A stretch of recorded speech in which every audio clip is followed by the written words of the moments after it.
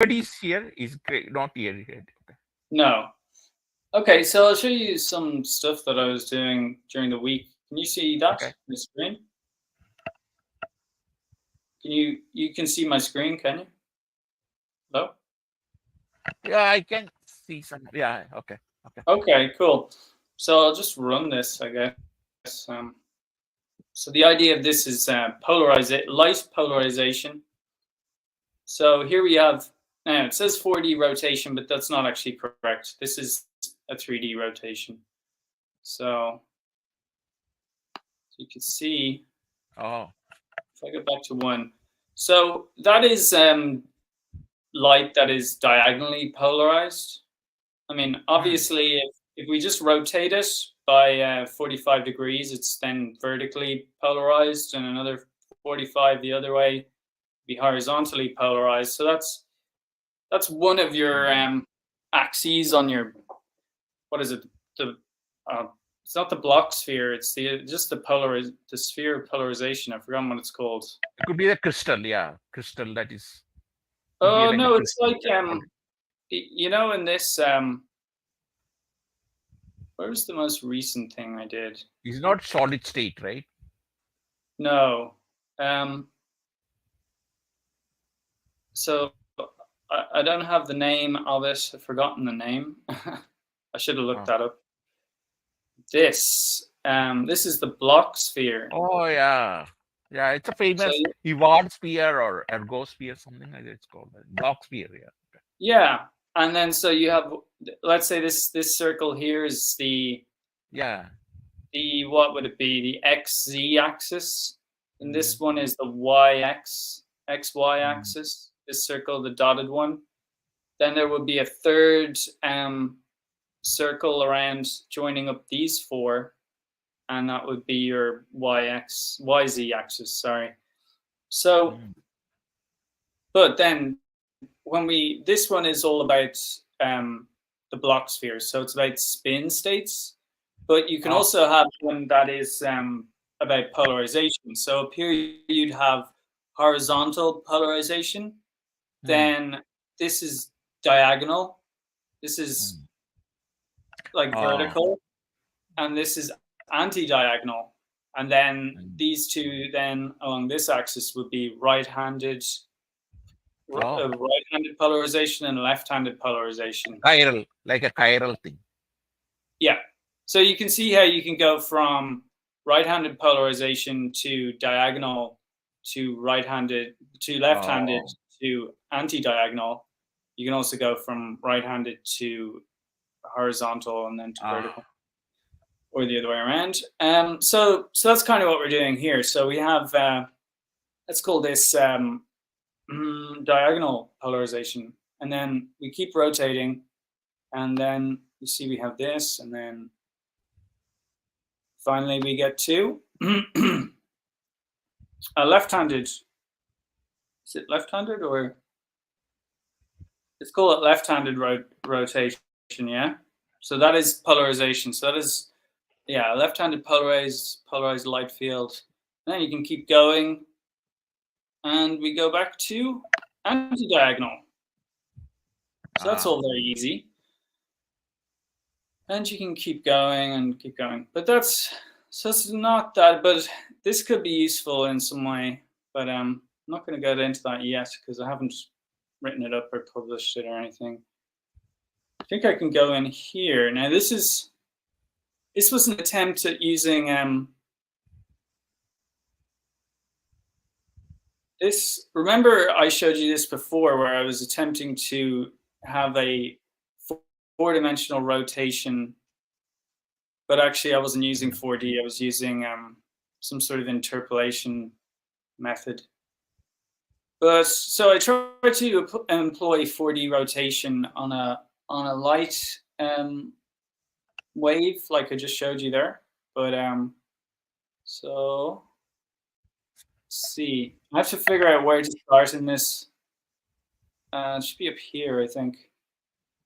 I've messed around with this a lot, so I don't know what state it's currently in. So the idea was here I'd have like let's say a right-handed polarized wave inside another polarized wave. So that's not really necessary. Some of these might throw errors. And then I was joining them up so that they become like one kind of wave.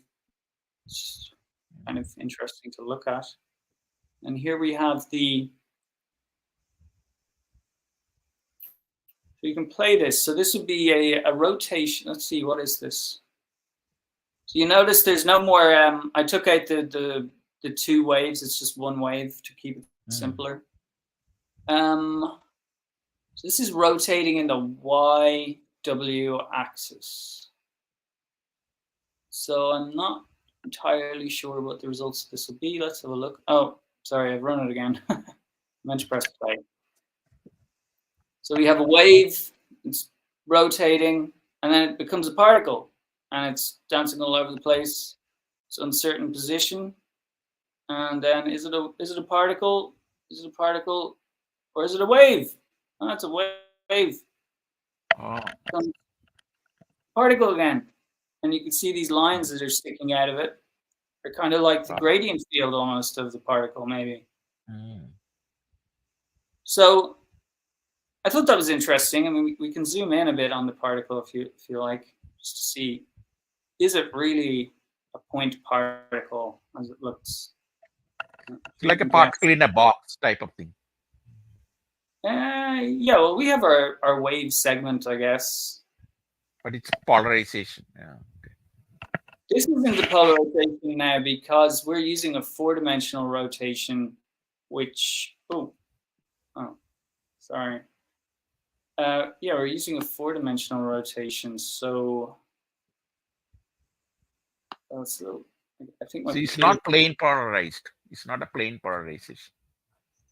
No, yeah, because those polarized waves, as we saw, are just perfectly 3D rotations. So when you apply a 4D perspective rotation, well, like you can apply a 4D projective rotation and you get sort of similar results to what I showed you with the sphere, but it's kind of, it's a bit off. Like it rotates one way and then it sort of rotates back the opposite direction that you don't want it to go in, and then goes forward again. It's a little bit tricky.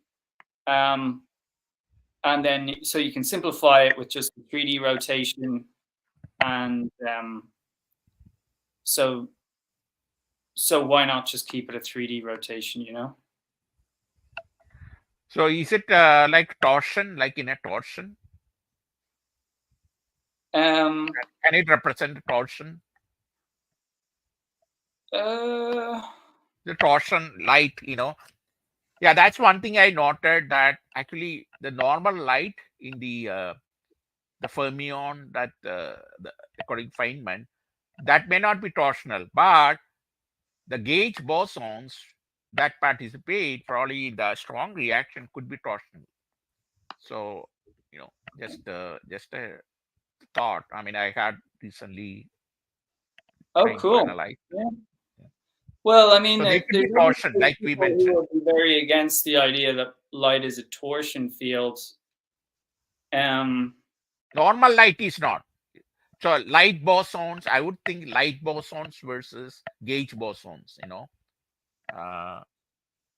So that light bosons may not be torsional, whereas gauge bosons, some of the torsional bosons, if you want to call it, they'll be torsional, you know. So right. probably graviton may be involved in that. I don't know. If you have a vertically polarized wave, I guess there's no way you can call that torsional, unless you're saying that the right-handed polarized wave, for instance, is torsional, and then the vertically polarized wave is some sort of projection of a torsional wave, or a rotation of a torsional wave. That could work. Yeah, it depends on the magnetic field, you know, the electric field, magnetic field. So I recently read about you know, the pointing vector. So you can use a pointing vector, and you can measure that. There are like 3 or 4 ways of measuring the pointing vector, and the pointing vector is essentially E cross B over, I think it's mu naught or epsilon naught, one of the. So that's the value of the Poynting vector. So there are many ways people can measure. So you can see how the wave is moving. The Poynting vector tells you it's very similar to the wave vector, but sometimes like parallel to the wave vector, but sometimes it is not. So using these, the wave vector is the one that the friend of the wave moves, how the light beam or whatever moves. The Poynting vector tells you another aspect, of the direction in which it goes. So with Right. these two, you can figure out where the light is, like your distance, like this as a distance, light is whether it's coming towards you or away from you or what direction it's going, you can figure out. Okay. So Yeah. the polarized light also, yeah, probably you can apply the Poynting vector. Hmm. I recently read that. I was not completely sure before that, but now I know the definition and what it can do. So point, like I'm trying to do point to point, you know, thing about, in our theoretical to experimental thing. I want to measure the signal to noise at each point, right? So I'm using light as well as sound in that one, in that schematic thing. So I was trying to say that you can use the Poynting vector to figure out at each point what direction it is moving. So in this, so it might change each direction. Let's say light beam is moving. So and you follow the light beam and with Poynting vector and the wave vector, and then it tells you how it is moving. Based on that, you can say like in astrophysics or anything, what the structure is, because some structure is maybe reflecting that, or it could be refracting it, or it could be uh, doing something else, scattering it, things like that. So you can figure out what is the material that's doing it, so you can figure out you know what is underlining things. So you can actually spectroscopically analyze and figure out what the Hmm. elements are. It could be gases, it could Well, be. it's interesting. So these are the results. You know, you've got the vertical polarization there, diagonal. Well, it's not diagonal. That's mislabeled. Oh, like The left string. hand, the left hand polarization. But this was the 4D rotation. When you zoom in on the point, what looks like a point particle is Hmm. all of these. It's quite complicated. You see these waves coming off, and then they crisscross here and go off in this direction, and then curl off in these directions and Ca- sort of ca- terminate along. Can you So, characterize the particle based on this? What particle it is? Can um, you use it for characterizing particle? yeah, you might be able to. That's another issue, though. Let me just see. So with the let me go. With the 24 cell. Well, actually, no. This is a bit. This might be a bit too early to say whether you can do that, because initially I was working off the block sphere or polarization sphere, and sort of connecting that with the Riemann sphere, and so what are they called? The Poincare transformations, Hmm. and the Lorentz transformations. But actually the Poincare ones, because it's 48. But yeah, so I was working on if if that model worked out, then you could have like all of those different transformations, and the way I've previously linked each of those to a particle, yeah, Hmm. or like a kind of particle. So we could, if there was some kind of rotation then on the sphere that brought you to um, each of those particles that I just showed you on the screen there, or that kind of weird particle with all the things coming off it. If we could find out what rotation you take the wave to get that part, then you Hmm. could name it and say, well, it's in the region of all things that are tau particles, or it's in the region of all things that are electrons, you know, and Spin. sort of. So you find the spin from there. Well, you'd also have like it would be already in the region. Like if it's in the region of all things that are electrons, it would mean like all of the things that are Charge. like positively charged electrons with right-handed spin, let's say, and then the opposite side of the sphere would have, would be the positron version of that. So, but yeah, so I can show you that recent sort of work shares. So you are getting into QCD in some ways. Yeah, well, I've kind of been there for a while, so, but getting a little bit better maybe. So here's this is kind of QCD here on the right hand side. Every time I do that, it goes away. So here we have the coordinates on the 24 cell. This is S4, so there's 24 of those again. And then there's the bosons that are linked to these the coordinates. So this is what I'm suggesting is correct, but we don't really know. Because we have 8 gluons, yeah, which deal with the color charges over here, technically. But we also have 8 gravitons. Now, you know that I did a paper explaining why there might be 8 gravitons. Perhaps we could look at that. I'm just going to switch this off because I think we're done with that. There's no point in and I'll switch this one off as well. Right. Where is it? Should I go in here?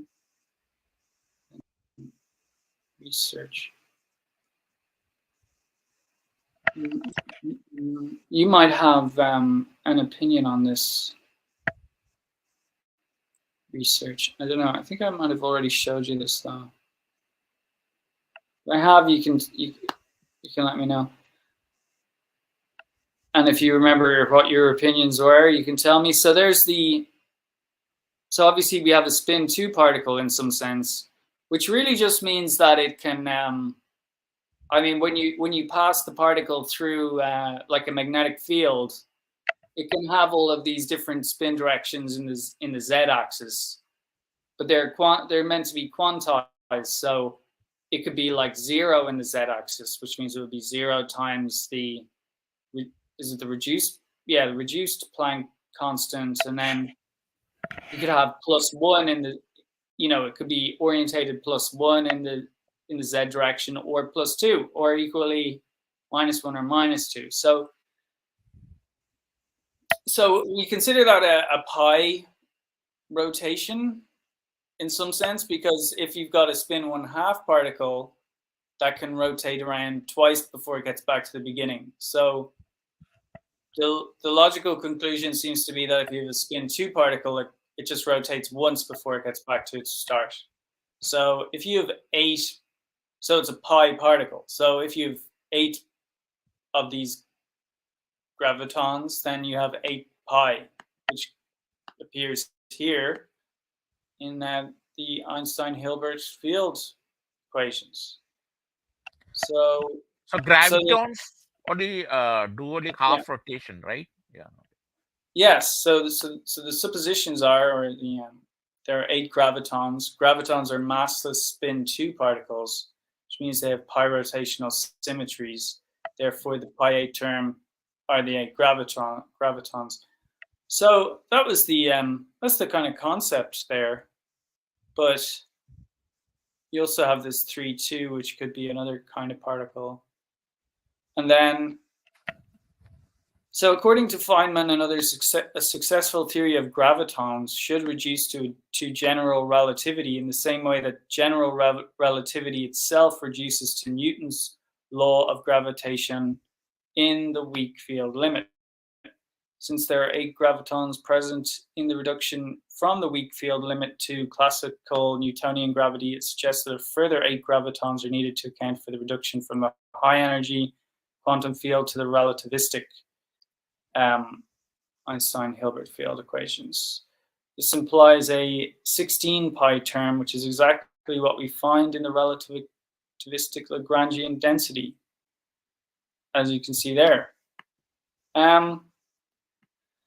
So here I use, instead of using, you know how derivatives are used in tensors, they're almost not used in a sense, you know? It could all just be ignored in some weird way because they kind of do nothing, but I suppose you could argue the toss on that. But then in normal derivatives, like we're talking about, you take the limit. So if we suggest that this is actually a limit in some sense, although it is a partial derivative, still a limit. So I suppose I should read this. Partial derivatives of metrics are usually equivalent to the unit vector for each derivative. However, if we take the derivative to mean a small piece of something, then we could claim that as we approach the limit, we are also approaching the Planck scale, because that's the smallest measurement, right? And thus correspondingly increasing the energy of the total system. As the limit is reached, there is also the integral boundary, which is this, which necessarily goes to zero, leaving us with this equation, which can be reduced to the Einstein-Hilbert field equation, further reduced to Newtonian gravity. So we get from this, and then we go, you can do all of this stuff, can't you? Poisson equation. So you have the 8 gravitons, and then 4 pi it becomes that because of the 1/2 kappa, and then you integrate it, right? And so you get the Newtonian gravity out of it. That's the Poisson equation. So yeah, so it looks like you can get from this Lagrangian density to the normal Einstein-Hilbert equation, and then down to Newtonian mechanics. So I don't know, and then you can do the same thing with the non-relativistic Lagrangian as well, which is the exact same thing, and we get out Newtonian mechanics again. So that's one thing that I was thinking of. But so there you have it. So maybe there's 8 gravitons, or maybe that's totally incorrect, and maybe there's just one graviton at the center, the canonical vertex at the center of the 24 cell could be a graviton, which means there's at least 8 particles that are unaccounted for then in the system. But then, there's other issues as well. For instance, the neutrinos. It's not known if neutrinos actually have antiparticles. I think they're saying they could be. What is it? How do you say it? Majorana fermions? Oh, Majorana? How do you say it? Yeah, depending on where you are. I mean, like yeah, Latin, I think they say J is like you are. Yeah. Eyes. Majorana particles. Okay, that's fair enough. About French. The French also is slightly different. Yeah. It definitely sounds French. Pronounced like a French person might do. Okay, so let's say that's the case. Then it would seem unlikely that there are anti-tau neutrino or electron neutrinos and normal electron neutrinos. So that could be an issue. Also, there's never been a left-handed neutrino, or is it the other way around? A left-handed antineutrino and a right-handed neutrinos. They only seem to find one set, either right-handed antineutrinos or left-handed. Part of the dark matter, for all you know. But never the other. Never all of them together. So there's that. Then there's also the idea that there might be this thing called a sterile neutrino, which would be a 4th kind of neutrino, which would break the sort of symmetry that I'm trying to express here in terms of the electron tail. What is it It's called a sterile neutrino. Taro. Okay, taro. Sterile neutrino. I've forgotten why. Sterile. Sterile, yeah, it doesn't participate. It doesn't. I'm not sure if it doesn't participate. No, it doesn't. It doesn't get deconvoluted. Whatever you call it. I mean, it remains sterile. Means it is. It is in. It is. It's not affected somehow. Okay, yeah, there's obviously something about it. Yeah, like it wouldn't be part of the neutrino oscillation group, I don't think. So it doesn't go, the neutrino oscillation group goes neutrino electron, neutrino muon, neutrino tau, and then it goes back to neutrino muon, neutrino electron. So the you mass, can't go, the flavor, the mass doesn't change. Yes, that's right. Well, yeah, so those flavors change. So the sterile neutrino is there somehow. So something to do with recent tests done by that mini boon and micro boon detector. So maybe there is 4. Maybe there's more than 4. You know, they're talking about maybe, you know, there could be 5 or 6 or 7 or 8 of these things. So, but just going with the you know, because we have a nice symmetry of electrons, muons, and taus, and then we have neutrino electrons, neutrino muons, and neutrino taus. So there's like a 3 and a 3, and then you also have the up, down, strange, charm, top and bottom quarks. So there's 3 of each of those, if you like, and so that's why we can sort all the leptons into one group with the particles and antiparticles, right-handed and left-handed. They'll all fit into the 24 cell.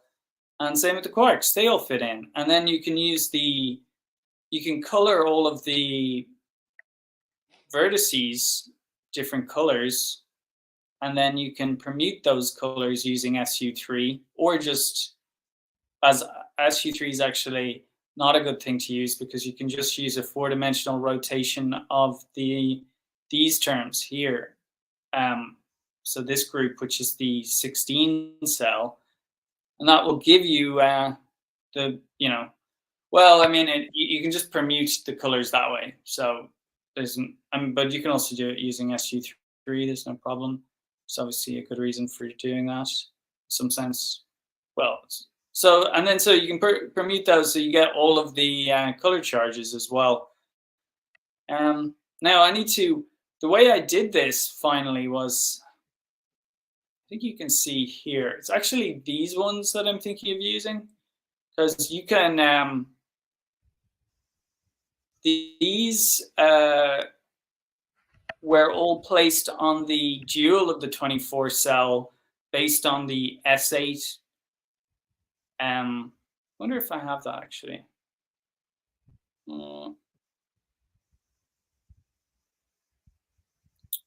Right. Oh, this is a KD table, right? The KD table. No. Oh yeah, could be something like that. That is that's the full octahedral group, which I was trying to map. As I said before, I was trying to map the binary octahedral group, which is all of this that you're looking at, to the full octahedral group, and yeah, I did it one way, but there was always a certain amount of I don't know if it's correct or not. And then I came up with another way to do it, and I gave that a go. I think that was it, or maybe this one. And it did kind of give me like some interesting results for the bottom row, but it's a bit of a mess. So I'll either stick with the original one I have or abandon it. But I did make a bit of a nice morphism between the two, going from what is it called? The binary octahedral group to the full octahedral group. So it's just like a load of fibers sort of connecting the two structures. One is the 24 cell, obviously, and the other one is the truncated cube octahedron.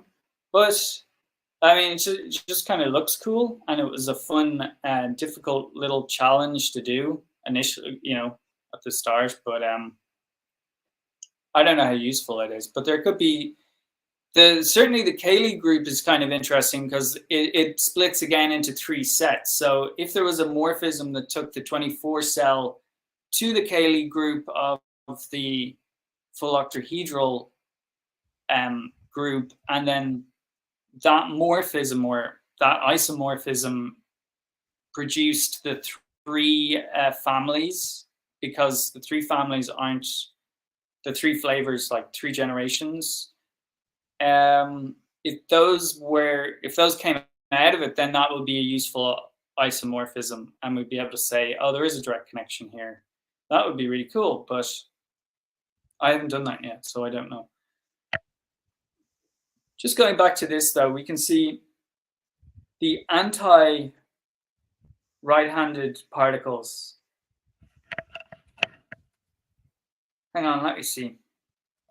So this is a right-handed muon neutrino because this graph is going to the right. This is left-handed because this graph is going to the left. So that was initially my kind of the connection between S8 and the chirality. But we notice that the weak field only combines with right-handed particles and left-handed antiparticles. So we can see that the 24 cell dual splits into 2 even sections of 12 of these directed graphs in the S8, and then what I like to call non-directed graphs, although these are also directed. It's just the reason why they're blue is because, like, take for example here, we're switching this point with this point and this point with that point. So what's that called again, Rajan, where you it's a transform, isn't it, in group theory? Yeah. So these are transforms. All of those are transforms, whereas these are, like I said, a directed graph or just these are just permutations, right? So the concept is that we have the weak force here, and this is a directed graph. So I figured, well, directed graph goes with directed graph, right? Now that could be wrong. It could be the complete opposite, but let's say it's true. So then it means that the weak force interacts with these particles because they share. Yeah, they were saying weak force may have strong force depending on the energy. We'll get back to that, Rajan.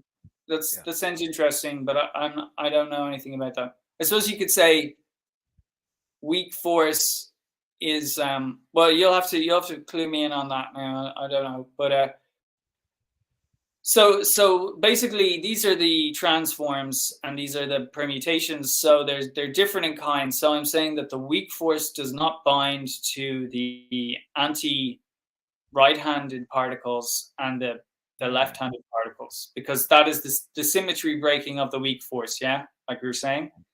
So the question is, so then if these are all correct placements, then we need to figure out how to map them onto so those are the dual 24 placements. We need to figure out how to map them onto the 24 cell. So, the way I did that was, I think it's here. These are hypercube projections. So you see this? Oh, okay. That took me years to do this. Like 3 years. What, 24 cell? Is it 24 cell? No, this is only hang on, is this what they call an 8 cell? I don't know why it says 16 cell there. It should be an 8 cell. Like a tesseract, you know, 4-dimensional cube. Oh yeah, 4-dimensional cube. That's all it is. Yeah, they can go inside out, right? They can go inside out, right? This is the interesting thing. I've been studying this a bit more, and when I was reading up on this years ago, like take the cube at the center there, and then it moves and becomes this distorted cube here, and then it finally becomes the cube on the outside. And my understanding was, based on what I read, was that this cube turns inside out. So the inside of this cube is now the outside of this entire cube. Yeah. But that's not correct. Based That's not on correct. No, based on the rotations I've done here, and I might even be able to show them to you. It's just a basic one. So it's not 4-dimensional, like a torus or anything like that. Okay. It is 4-dimensional, but like if you think about it, I mean, I don't just Yeah, look at not the. all 4-dimensional are the same. There are different types of 4-dimensional. Like torus is one of them, but there are other Okay, structures. yeah, maybe, yeah. I mean, I'd agree with that, but I mean, in general, a 4-dimensional thing should, yeah, maybe there'd be like caveats or something, but Yeah. let's look at this central cube here, yeah? Now, if you imagine that as just a 2D projection onto the back wall there, like we have a smaller cube inside a bigger cube, yeah? But if each of these are covered in planes, you know, so you can just imagine there's planes in between the vertices and the lines there, the edges. When we rotate this so that the cube at the back, which is smaller because of projection, is in the cube at the front, which is larger, it doesn't mean that the plane that we have here in the center goes to the outside of the figure, you know? It just covers all of the figure. And this is exactly the same thing that happens here. When this cube moves outside, it squashes to 0 length, yeah? And then passes through itself and just begins to expand in the opposite direction. So it never leaves the bounds of this cube. It just passes back across the face of the first cube.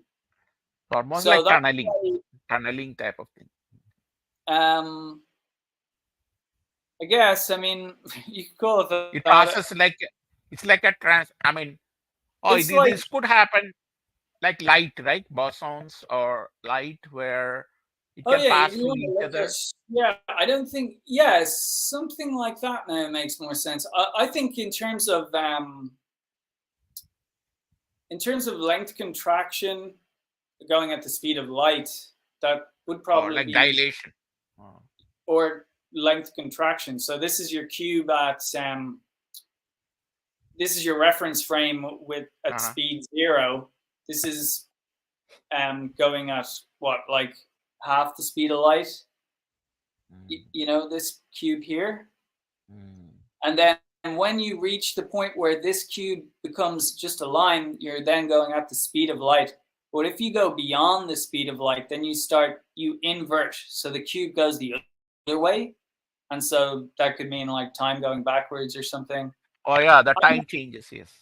Yeah, so you're going faster than the speed of light and time is different. So that could be a way of interpreting it, but this is probably going to throw an error. Yeah.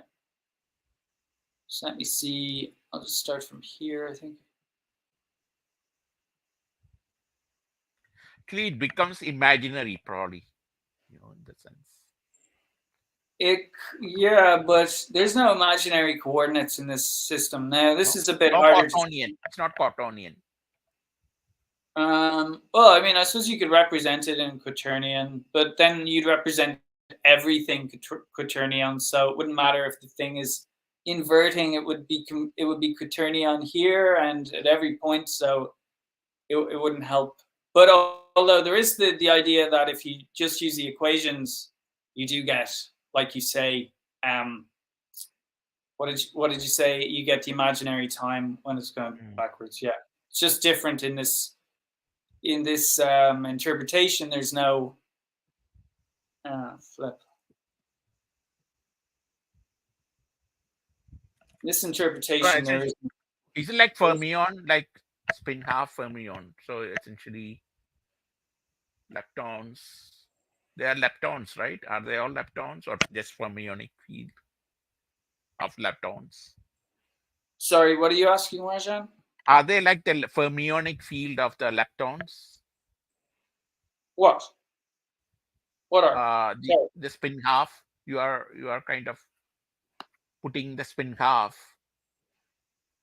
Do they Yeah. represent fermions of the lepton, fermionic fields? Are they charged or not charged? These are all charged, right? Are you talking about the particles in the 24 cell in the joule? Yeah, yeah. Oh, okay. Yeah, you're going back to that. Cool. Yeah. So all of we have the joule, which are, yeah, they'd all be charged, right? Because they're Uh-huh. all they're all leptons, as you say, yeah. Or Not all leptons are charged. So right. So the wait a charged second. lepton, fermions. The fermions are the one charged, right? The leptons. So you're saying the neutrinos aren't charged? They're not maybe Yeah, electrically charged, but they would have electroweak charge. yeah. They may have color charge. Some of them, right? I mean, in the strong field, they have the strong Yeah, interaction. no, They you're have right. color No, but charge. wait a second. Wait a second, though. Aren't the I mean, I'm getting, it's been a while since I've looked into that. So fermions and bosons, and then Yeah. you have. Hang on, but are leptons like synonymous with fermion? No, they're not, because No, well, no. is it quark is not a Lepton is more than a fermion. a Lepton is quark more is than a not a fermion. lepton. So you have fermion, and then within the set of fermions, you have quarks and you have leptons. And then within the set of leptons, you've charged leptons and I Neutral. guess weakly non-charged leptons. Right, so that makes sense. Just trying to get that straight in my head before I was going to talk about anything else. So after a very long and sort of painful, Mm. how would you say, investigation into all of this stuff, I finally realized that the best way to map the fermions from the joule onto the bosons in the 24 cell would be to use a perspective projection rotation, which is this equation here. And also, interestingly enough, if you want to rotate the joule 24 cell to the 24 cell, you can't use just a normal 4D rotation. You actually need a Clifford rotation. So it needs to rotate in, like, let's say the XW axis and the YZ axis, which is kind of interesting because Clifford rotations were, they've come up quite a bit in terms of non-relativistic interpretation There is of also spin of the there's also fermions. Grassman rotation also. You know that, right? Grassman. No, The Cliff- I've heard of it's Grassman, but complementary. It's complementary to Clifford. oh, what do you mean by Clifford. complement? How does it I think complement? I think it's orthogonal to Clifford rotation. I think if it is like in one Oh, axis, yeah. like you are rotating the whole thing, right? That's Grassman. Like you have, let's say you have the Feynman diagram where you have the you have the fermion on one side and the quarks on the other side, right? Mm-hmm. So Clifford rotation, actually, I think it rotates like this. I'm not sure. You have to think about that. But one of them rotates like this, okay? Sorry, Between I have to go between back the to school. fermions themselves, whereas the Grassman, I think, rotates between the fermion and the quark, something like that, or the other way around. I'm not sure. Wait, a quark is a fermion, though. We just discussed that. Quark is no, but you need a mediator. You need a boson. You Like a need a vector boson to boson. mediate, right? You have to Yeah. mediate the fermion to make into a quark, right? Well, hang on, but a quark is a fermion. No, but you need a mediation of boson, like light. But The you're saying, boson, so when you mean a lepton into a quark? yeah. Lepton to a quark, you need a boson. That makes sense. Yeah. That's. Okay, so. So, So here on the outside, we have the 24 cell. We can see the weak boson at the top, the minus weak boson on the bottom, and then we have the gravitons and the gluons and the Z boson and the photon, and so on. And then the red ones are the rotated joule. Okay. So these names are kind of wrong, but kind of right. So we can see that here the right-handed anti-nu E corresponds to the fourth graviton, and the anti what is that? That's just an electron, isn't it? When it's anti, it's an electron, I guess. Or could it be a positron? A left-handed positron goes to the second graviton, and so on and so forth. So you can join them all up this way quite easily, you know. So that's how I did it. And so the best map then is this one, I think, which is pi divided by 4, which is cos theta minus cos theta, because we're going the opposite direction. So we need a fourth. So what's that? An eighth of a rotation, really. And those are the Clifford coordinates that we need. And then you get this list. And then the reason why I selected this list is because it looks the most ordered. It starts with a left-handed electron and ends with an anti-left-handed electron. But yeah, you can see like this is just this one, but in the opposite direction. So if we were to have rotated the dual 24 cell to the 24 cell in the opposite direction, we get these correspondences. If we rotated it using these coordinate planes, we would have gotten this and this. And so based on my calculations, I mean, it's probably a low estimate, but there are at least 12 ways to do this. There might be 24. There could be, but I think there's about 12. But and each one would be as valid as the next, you know, technically. So, but I'm just selecting this one because it just kind of looks a bit most ordered. But each one will have a different color, right? Yeah, but the color only will correspond to the quarks, right? So because only the quarks follow color charge. Yeah. So even though the electrons and bosons will have color charge, they will not. They won't. They just don't couple with it. It's just like it's not there. So the next thing to do will be to generate the same perspective projection of the 600 cell, and then rotate the 600 cell into the 24 cell. Here's the blue one. Rotate the 600 cell into the 24 cell so that all of the coordinates which lay outside of the 24 cell map to it. And then we can say which of the coordinates in the 600 cell which have not been mapped here correspond to which of these particles based on their 24 cell coordinate system. And then that will be it. That will be the whole thing filled in. Once I also put the newly transformed particles in here, and make sure that all the spins are correct, because present, I think if you sum all of this up, obviously there's 48 positive spins and 48 negative spins plus a load of oh no, wait a second. Spin 1, these are spin 1? No, there's spin -1 and spin 1, but there should be 48 plus spins and 48 minus spins, which should equal 0.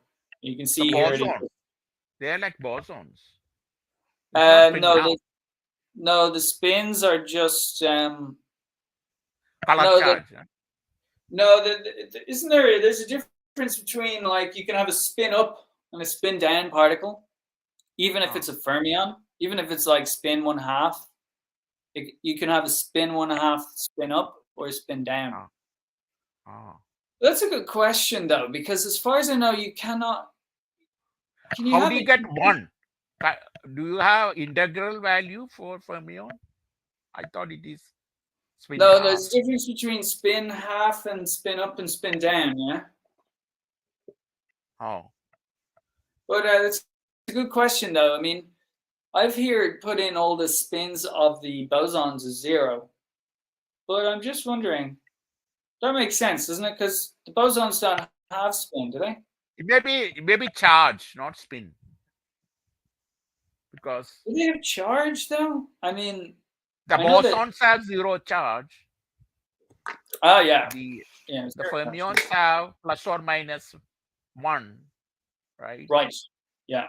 But So it could that's be based charged. on whether they're positive. That's based on whether they're anti or normal particles. So you right? have 0, 1 there, minus 1 could be charge, not spin. No, because this is the anti-particle, and this is a particle that's not an anti-particle.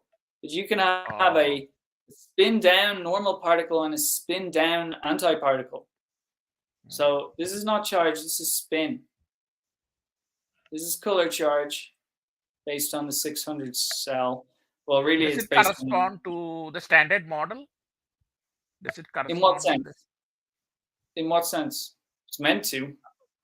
Because I thought the spin minus, do they have fermion with that? I'm not sure. A spin down. I'm using minus spin to represent spin down. And this plus 1 is spin up. So yeah, for sure, all like fermions in the standard model have spin up or spin down, right? Yeah. But I thought it's only half.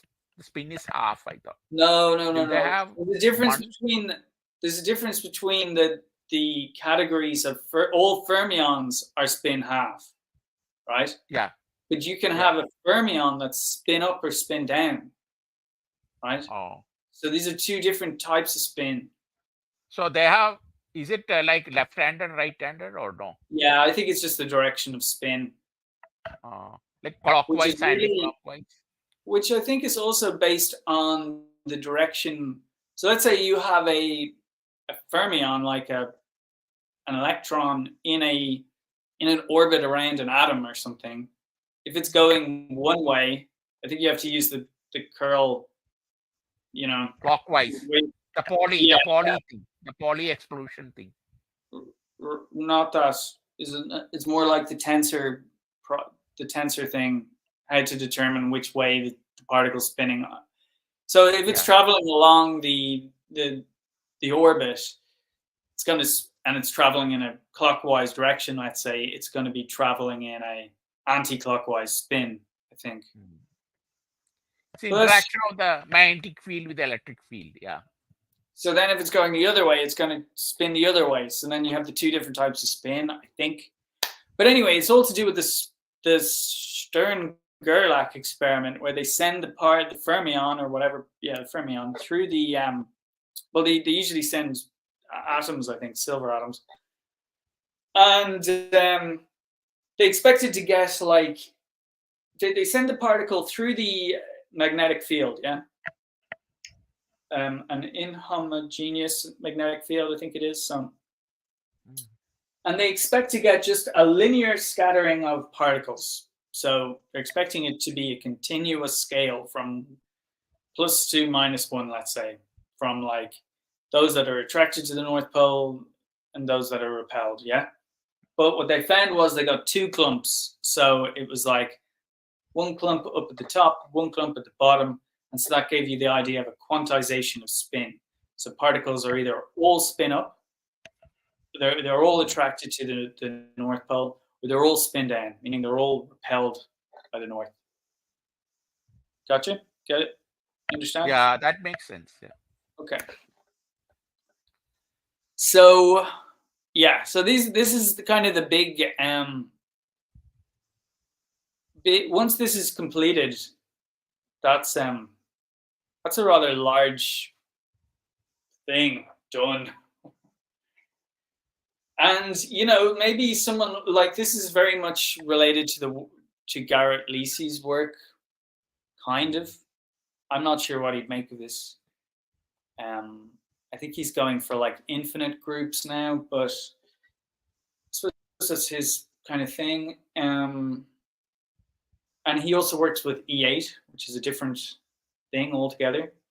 But you could, because the 600 cell has 120 vertices in it, you could take the kind of the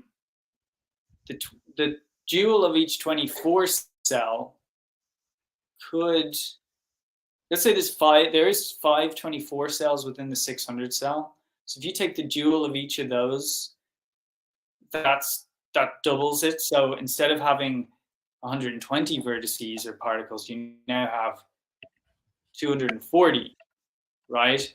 So that's equivalent to the number of particles in E8. So that would mean that you've now doubled all the particles that are here.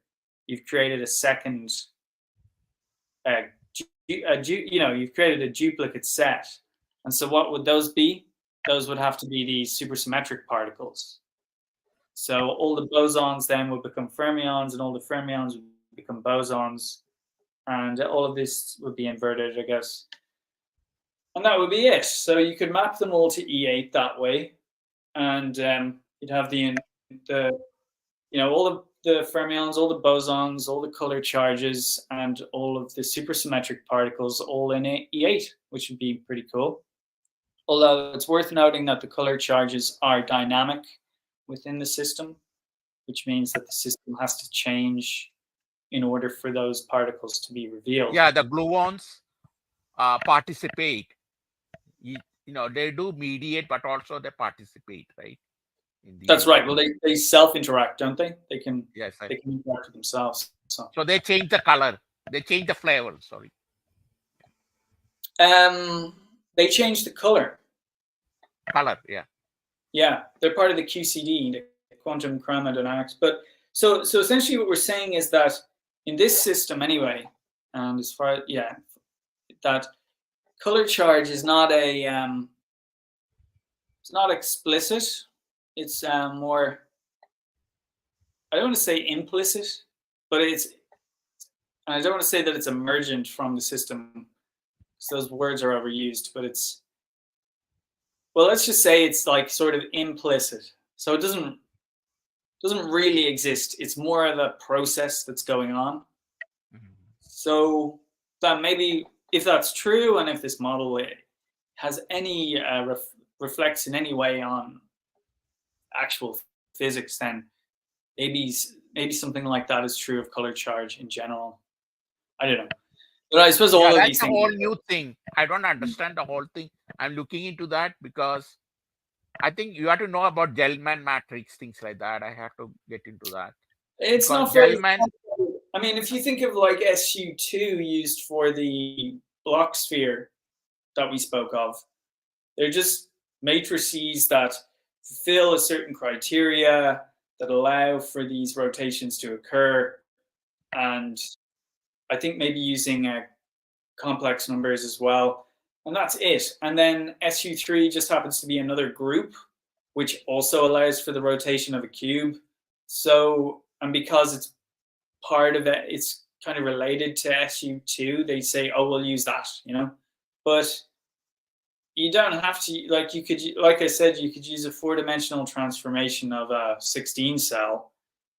And that works just as well. So when you rotate, the color changes because of the 4-dimensional rotation. Does the color change? Well, SU2 is SU3. Sorry, is eight matrices, isn't it?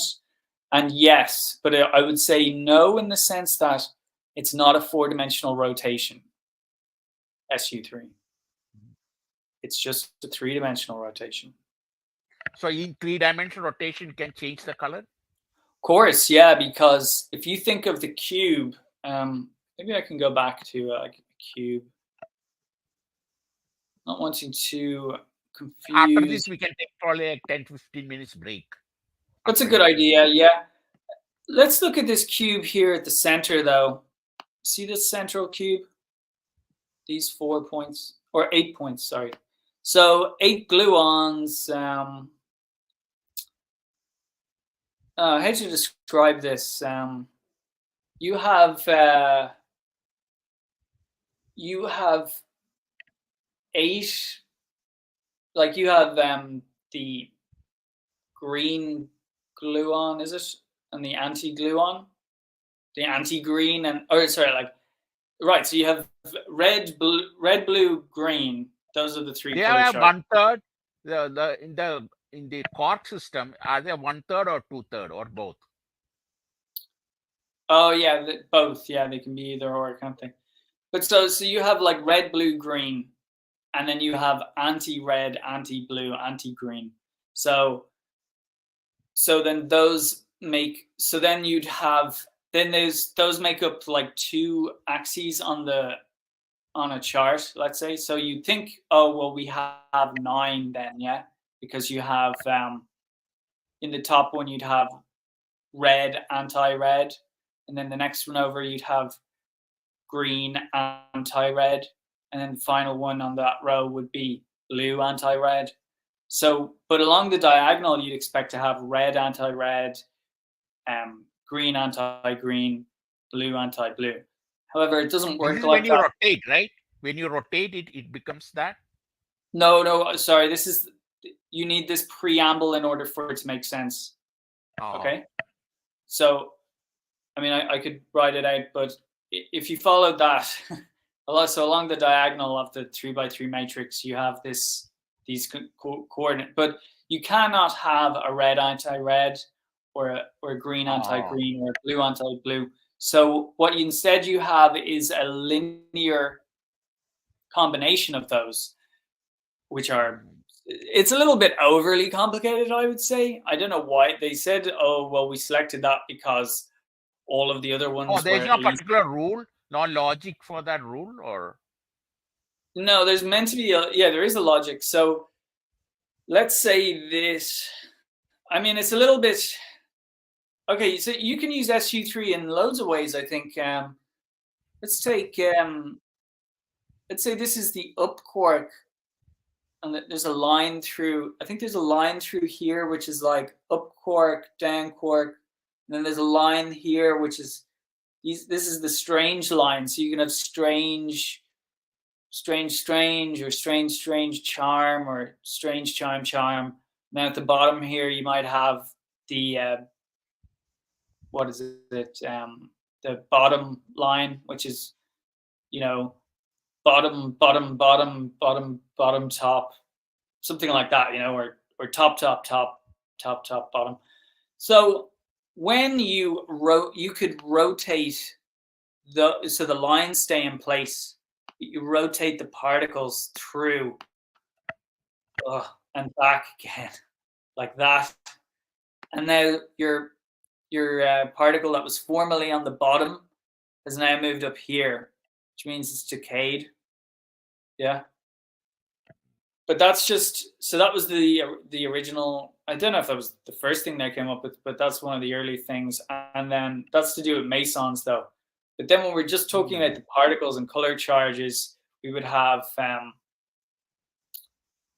how I would do it is like, so think about what's on display here. We have 1, 2, 3, 4, 5, 6, and then so those represent, let's say, green anti-red and blue anti-green and red anti-blue. Yeah. So the non-matching colors, and then the final 2, because there's 8, are the linear combinations. Yeah. So they exist in the center there, overlapping. So when you rotate the cube by SU3, you're really just saying, what I do is I have in the 16 cell, this is not a 16 cell, by the way, this is an 8 cell, but in the 16 cell version, I have the central tetrahedron is the, how to say, or the central vertices, let's say, in the tetrahedron is is the primary gluon that's acting to change a red quark into a green quark, let's say. So how that happens is if a gluon leaves a quark with the color that's a red quark, yeah, and it is a red anti-green quark. No, let's say it's a blue anti-green quark. No, let's say it's a blue anti-red quark, yeah? So I think then when it leaves, it turns that one blue because it was anti-red. And then when it hits the next quark it's going towards, let's say that's green, it will transfer the blue to it, or it may transfer the red to it because it's anti-red. Do you get me? So they cancel out that way. Is it like a chain reaction type of thing? Does it start like a chain reaction? Yeah, it's like a chain reaction in a sense. Like it goes back and forth. It just keeps going around because you cannot have in a proton, let's say, where you have two ups and a down quark, you cannot have red, red, red, or red, red, blue. It has to be red, green, blue because all the three color charges have to add up to 0 or white. So, or 1 or whatever you want to call it. So basically, if the red anti-blue gluon leaves one quark and travels over like to the next one. So I said red anti-blue, and this is a blue quark. When the gluon hits it, it's going to change it from being blue because it's anti-blue, and it's also carrying a red. So I think it'll make it red, yeah, and so on and so forth. So since that one's red, then it needs to send another gluon will have to be sent back to change the other one to make sure that one is so that the formation is red, green, blue, so on and so forth. And so really then you have the names of the quarks, and you can say, well, the way I like to look at it is once the one that is in the center is the one that's doing the changing. So you can just rotate the system so that it changes the color of the quark. Now, maybe that's not what they're doing, but that's my understanding of it, and that's sort of how I use QCD in this system. It is basically because the bosons here and the photons and the Z's and the Higgses at the edge, they're all a 16 cell. So if you rotate the gluons, the reason why you see that there's an 8 cell on the outside here, so graviton, gluon, gluon, graviton, and so forth. So go up here, it would be graviton, gluon, gluon, graviton, or whatever, you know. So initially I had all the gravitons on the outside and all the gluons in the inside. So 8 gluons on the inside and 8 gluons on the outside. But when you can rotate the 8 cell so that 8 of the hang on a sec. So the gluons go outside of the gravitons. Is that what you're seeing? No, I'll show you. So remember this structure of like there's a square, a cube inside a cube, and if we go down here, there. Oh, I could probably just switch off the.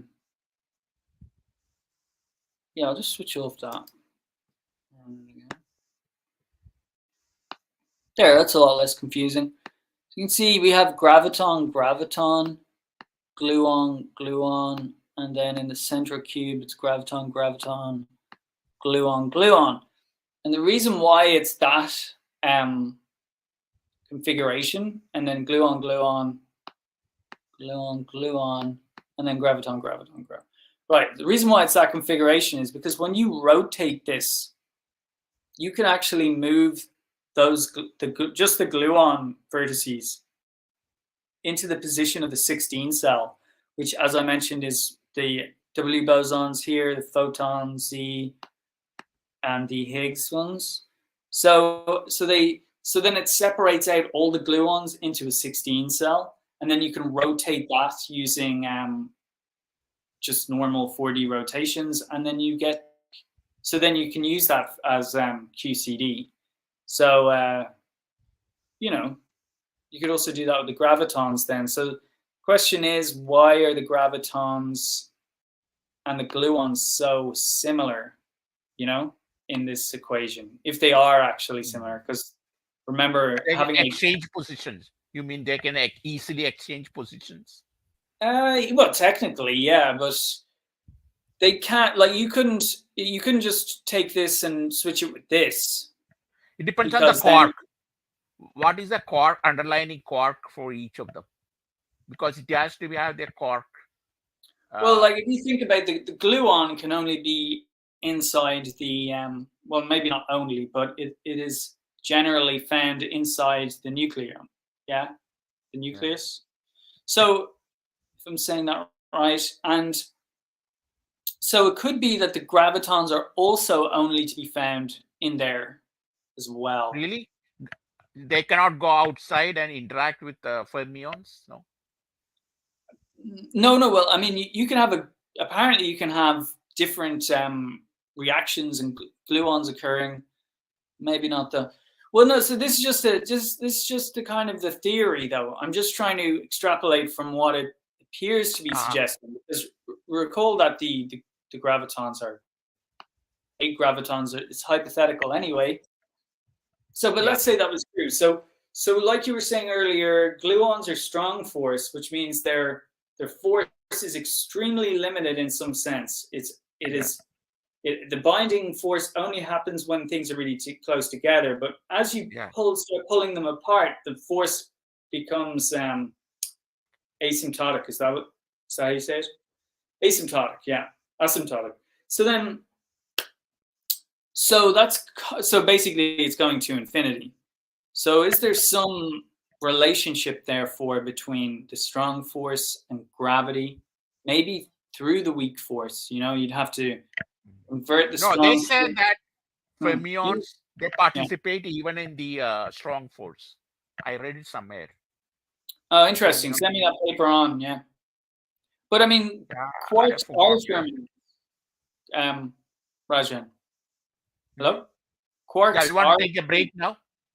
Yeah, but I'm just saying that quarks are fermions. So quarks participate in the strong force. No, quarks are more general than fermion, right? They are. No.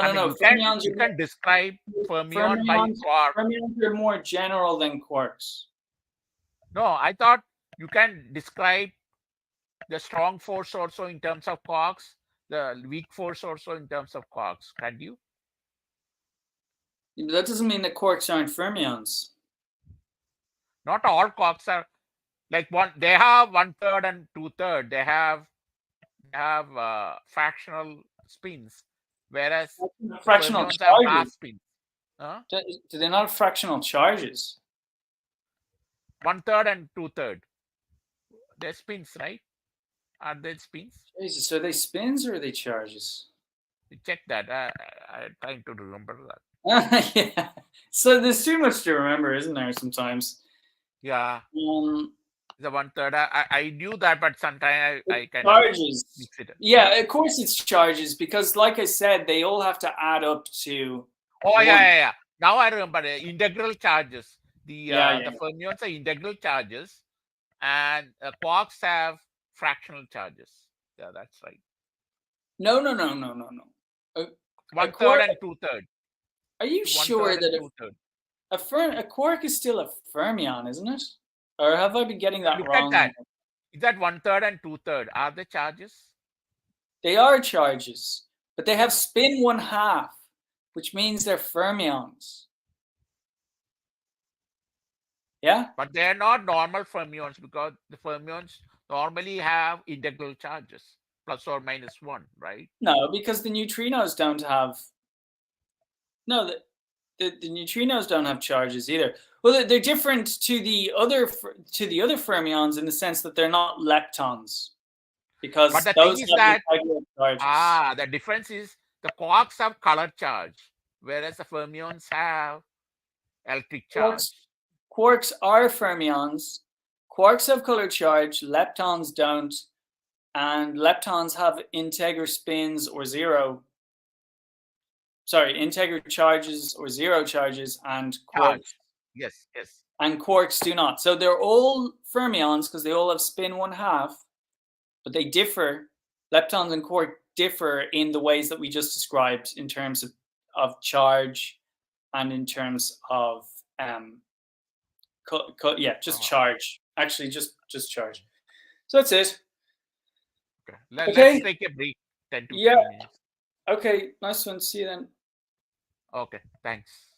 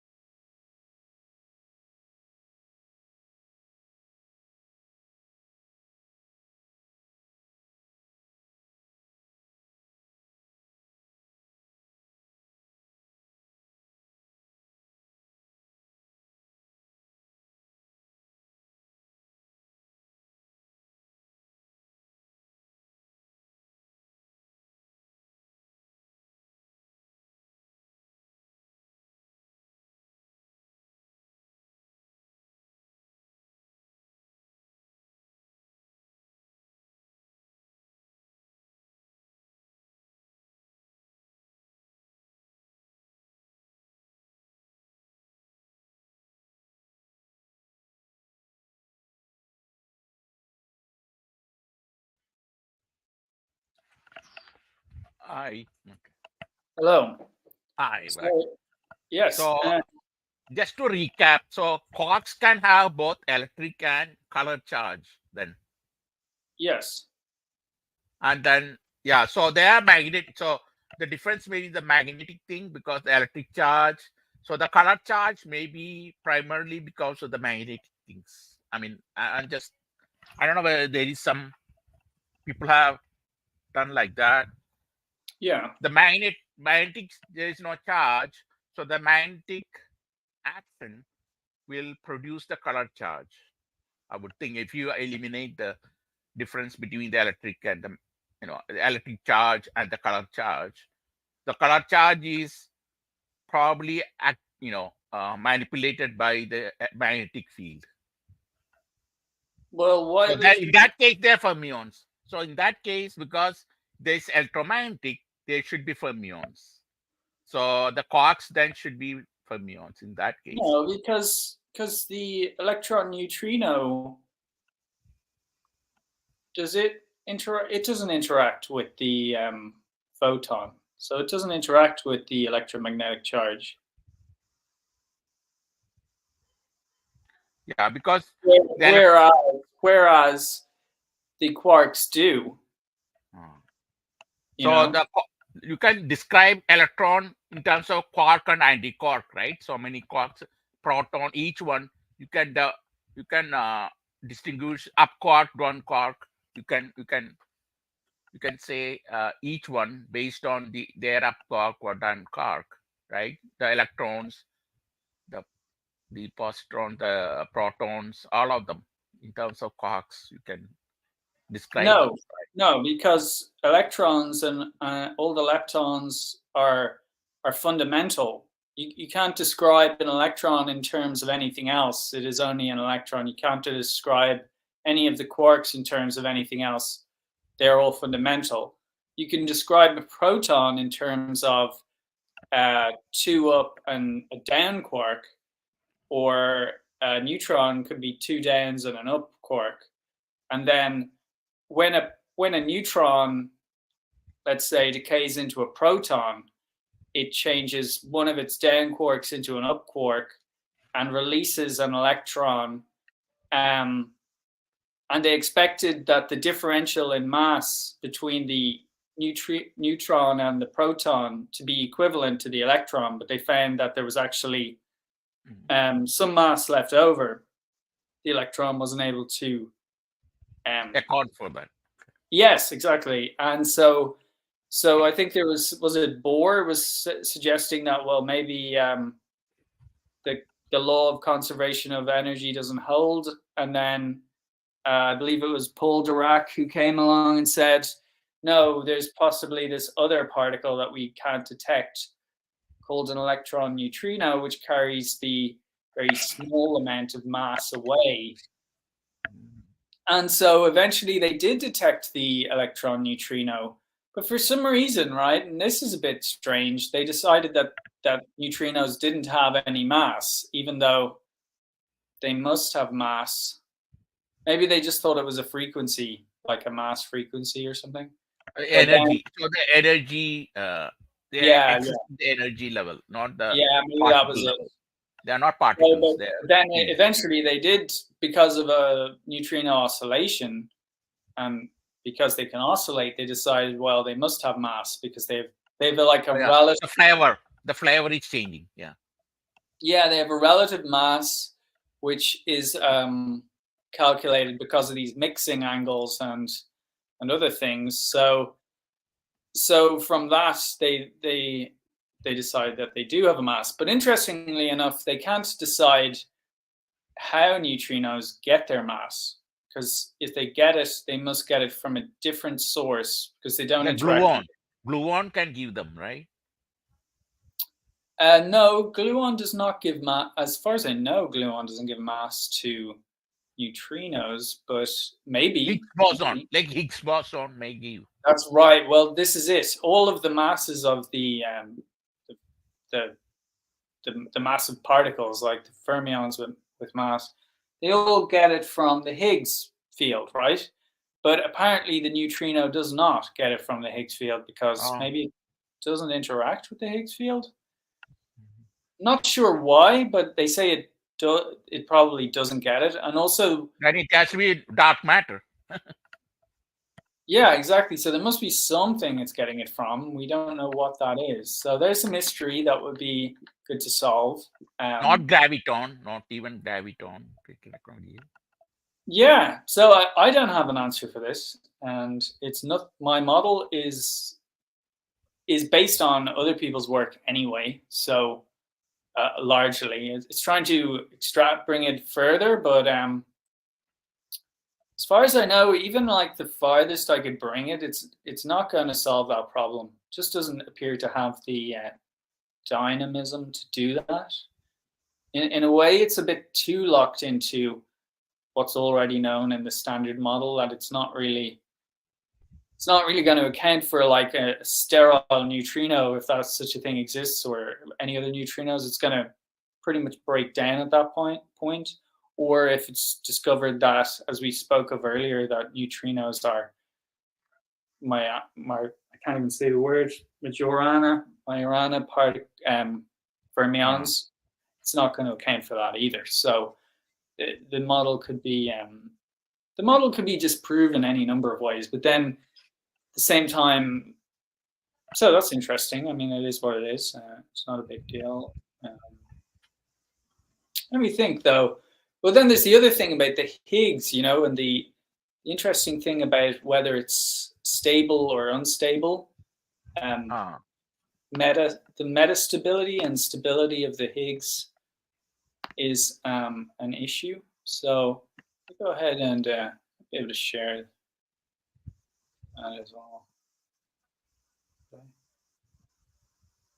Yeah, okay, so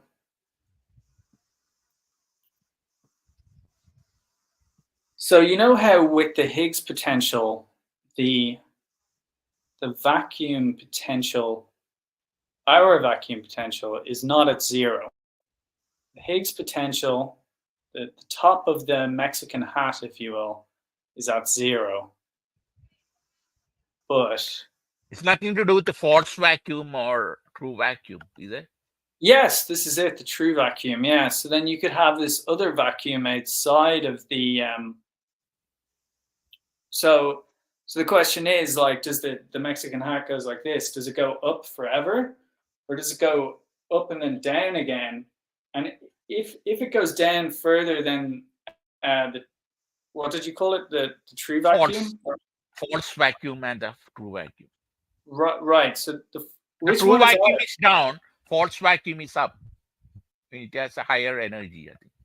Oh, okay. There might be another term that we're missing here, but let's say we just call our vacuum the vacuum for, absolute vacuum. Yeah. Okay. So yeah, that's a good one. So, and then we have this. Well, let's say we could call. See, this is what I don't know. What do we mean by the true? The true vacuum would be this metastable one. So we have like a trough, which is an apparent minimum. Then we have the absolute minimum down here. So could a particle that's just on the knife edge tunnel through that bump and come out into the true vacuum? And if it does that, it would have. I have conjectured something I'm putting in the chapter that I'm hopefully publishing in that book. But yeah, you can look at that picture later on. I mean, but yeah, you continue your presentation. Okay, so here, if we have in this trough here is where all the particles reside. But if they were able to tunnel through, and this was a lower metastable area that's actually lower than this one, then a new vacuum would arise, which would expand at the speed of light, and basically it wouldn't destroy the entire universe, I don't think, because it's like a vacuum decay type of thing. Yeah, this is the question I was going to ask. I think Emmanuel sent a link. Yeah, did he? Yeah, so I've been trying to look for that. Is that in the emails, or is it? Yeah, the email. Yeah, he sent that vacuum decay thing. Mm. I can show. I think. Let me see Oh yeah, if you want to whether share it. Yeah. So the other thing I was I doing think I was have pulled up.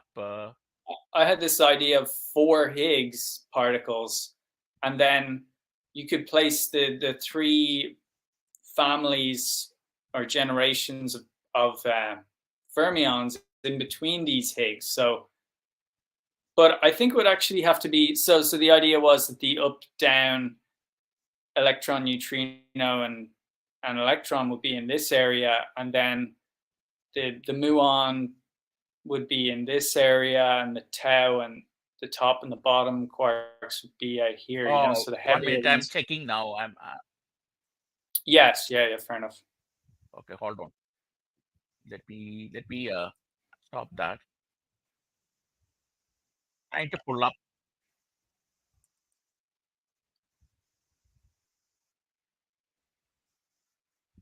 Is that the one? I'm not sure.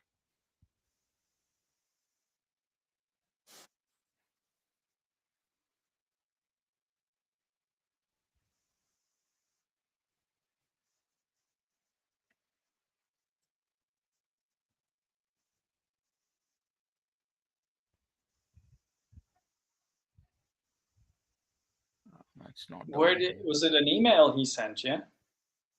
Did you say? Yeah, no, I'm trying to pull up. Let me trying to go back there. I may have to. All right, I'll just go Yeah, quick it sure link. is in the email, so I have to check my email. Okay, sure.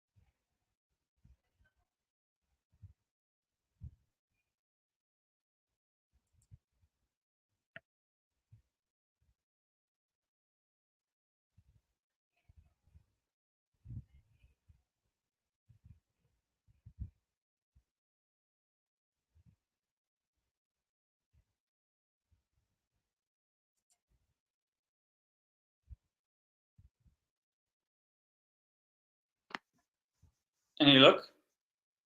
No.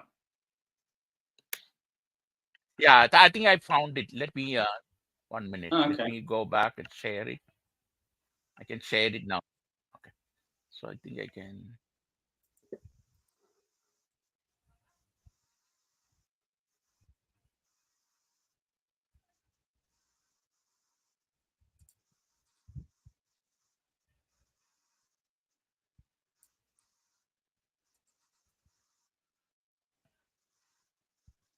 Oh, it was a video, yeah, from PBS, yeah. So Yeah. So you want me? no, no, it's fine. Yeah, no, I thought it was a paper. Um, that's okay. So No, so this they're is basically you have this right. yeah, The yeah. guy is Actually, talking about. yeah. No, I thought I couldn't remember what it was. Was it a paper? But yeah, I suppose he's kind of just gonna go. He's Yeah. just talking about what we already discussed, really. So Yeah. there's no need to play it or Okay. anything. But thanks for finding it. That was because I Sure. was having trouble finding it. So that's good. And also the questions you're asking are very good because they're kind of they're helpful, aren't they? Because they sort of put things into perspective for me better as well. You know, like Oh, thank you. yeah, Yeah, I'm trying to see. I'm going in a different direction. That I'm just progressing from what I now I have solved that problem, like you mentioned, and then Christian mentioned about the S4. I am now putting in the S6 because I had to put the mass as well as the I call it the mhm, flavor, which actually is a quantum thing. So when I put that, the S6, I think is coming out. I mean, after you come back, you will be there. You won't be there next week. Will you be there the following week after that, or no? Not sure.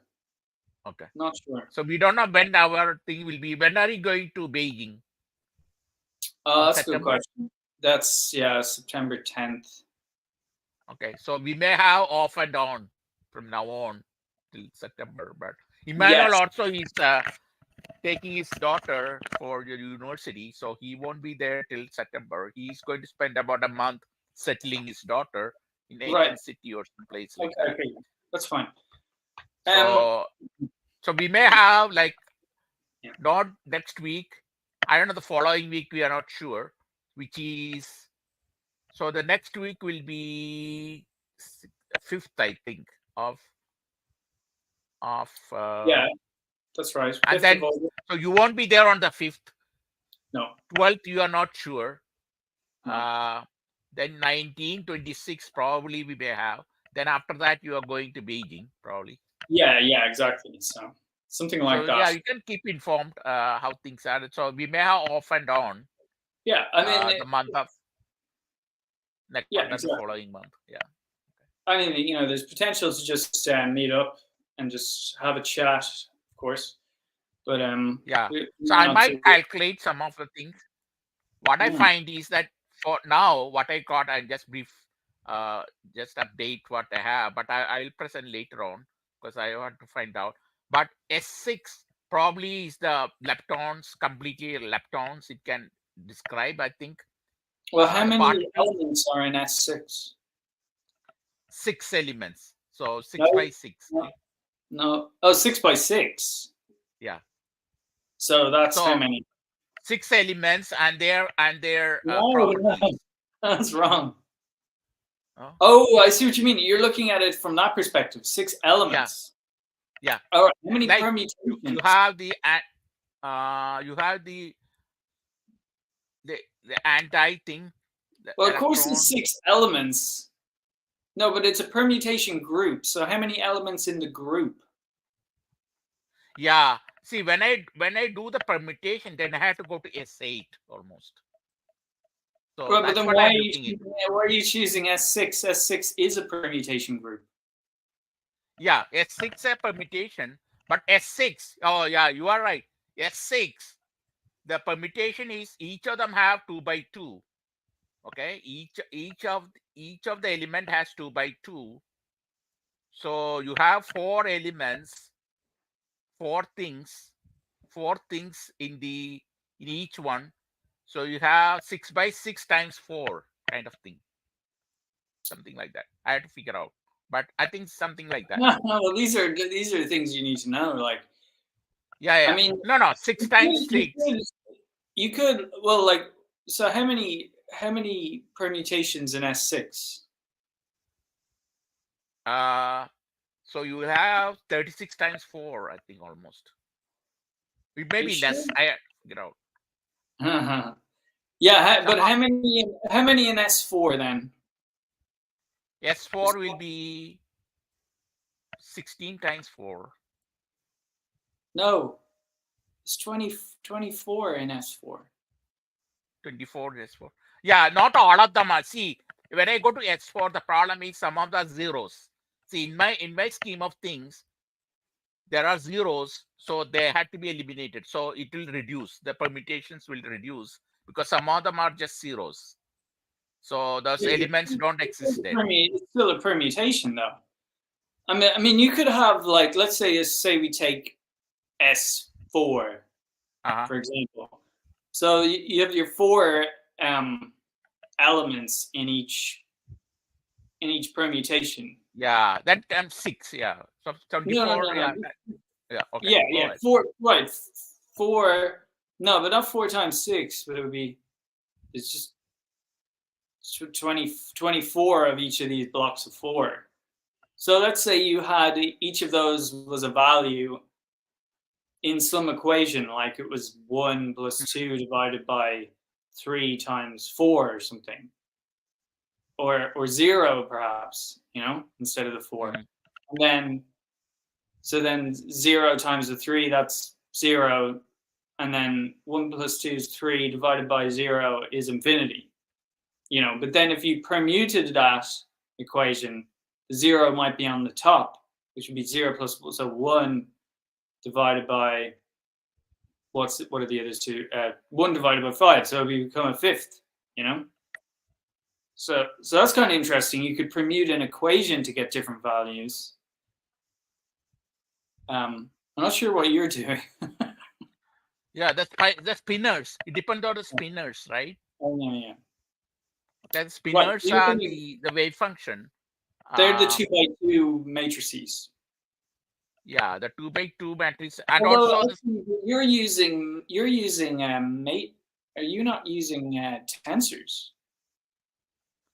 no, they become tensor, but I use the scalar value of the tensors. Eventually, they are scalarized.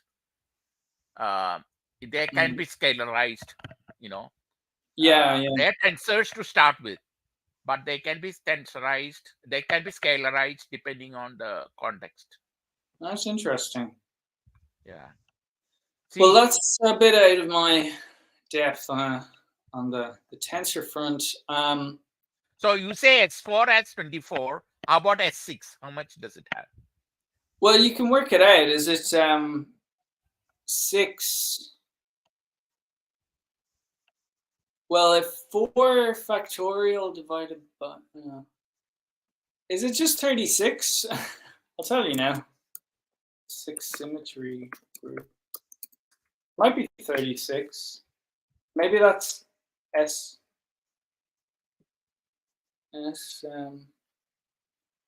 Oh, this is based on your cell geometry, right? Is it based on your cell geometry? No, well, this is more group theory. Oh, that can't be right. 720? Which one?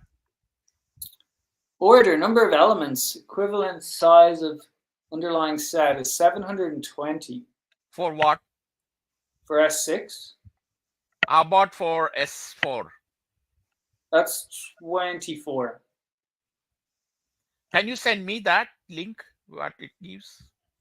I'm just going to put it to you in the chat here. Okay. But I can. Is it comments? Oh, I thought it was called chat. There you go. Did you get that? Let me see. Oh, I should have sent it in the private chat, but it's there. I'll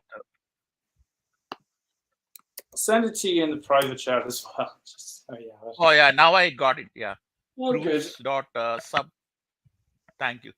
So yeah, groups dot okay. Subwiki. That's a great group S6. Yeah, so 720. For S6. So that is that's interesting. 720. I'm using. So 720 for S6. Yeah, because of course we're forgetting about S5, right? We're forgetting about S5, which has 120 elements. Yeah, because that relates to the 600 cell that I was talking about. But then the 600, the dual of the 600 cell is so 140 is the 120 cell, which has 600 vertices. So if we combine those two, we have both the 600 cell and the 120 cell. That's 600 plus 120, which is 720. So when you combine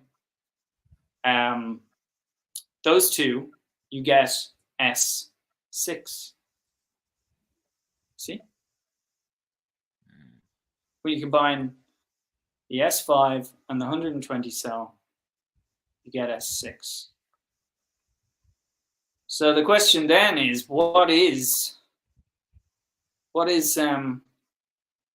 you go S6 minus S5, such a thing can be done, gives you kind of, well, like S1, which is equal to what? So I had to find an equivalence because I come from the logistic group, which has less number of elements. So I had to find some kind of gauge, because the S6 I'm using, they already are S6. So it's very different. So I had to call it a logistic group S. I had to put an L there to show that it's a it's not a normal S6. So I had to gauge it. So I had to find out, gauge it to the S6 that is there. Then you get the 720. Because in my thing, it'll have 36, but then so there is a gauging factor there of 20 or something. So I had to figure out how that comes about. I have only Yeah, six. No, I don't, actually 120. So there is a gauging factor of 120. So I had to figure out how that comes about. I don't Uh, know. Yeah, I mean, 120 would be S5. so S5. So it's broken down. So you can break down the S6 I have. I had to expand it in terms of S5 and the other things that come in S5, S4, S3. So if I S5 and then S4, that gives 20. That makes sense. Then S3, that's 60. Then S2, that's 120. That makes sense. That's the factor. So S6 have these things. So I had to multiply. What I called is what kind of a multiplication is that? Group multiplication. It's called vector multiplication or something like that. So S6 I had to do that. It has S6, then S5, S4, S3. Uh, you know the sub multiplication groups. So I'm I not had sure if to, that's how it works. I mean, you can yeah, go then it works because I get the factor correctly. you can S5 go from has, you can go from S4 to S5 and so on, S5 to S6, S6. But I don't get your numbers don't seem to add up. You're talking about 20s and yeah, it's see 5 times. So S5 has, let's say S5, my S5, it's different from the other S5. It's a logistic group, has 5 elements. The 4 has 4. 5 times 4 is 20. Then uh, S3, my S3 is 3. So 20 times 3 is 60. And my S2 has 2. So 60 times 120. And then S6 itself has 6 elements. So 120 times 6 is 720. So, but that makes sense, but I had to figure out how they come about. I mean, the numbers add up now, but so S6 had to be, S6 had to include S6, S5, it's a whole set.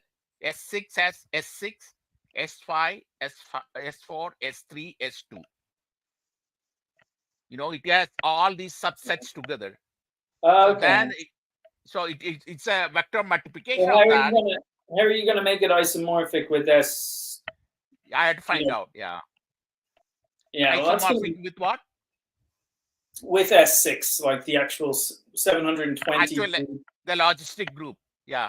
So I had to No, not the find how. logistic group, the symmetric group S6 with Yeah, 720 elements in yeah. it. Like, how would you even go about trying to make the two isomorphic if they're based on different things? One is a logic set, and one is Yeah.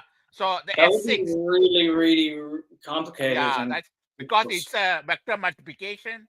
also, So I had, how are you gonna multiply a set with like a vector with 2 elements multiplied by vectors with 3 or 4 or 5 I had to elements? figure out Well, because they that's have. not possible. You can't figure it out because you can't do it.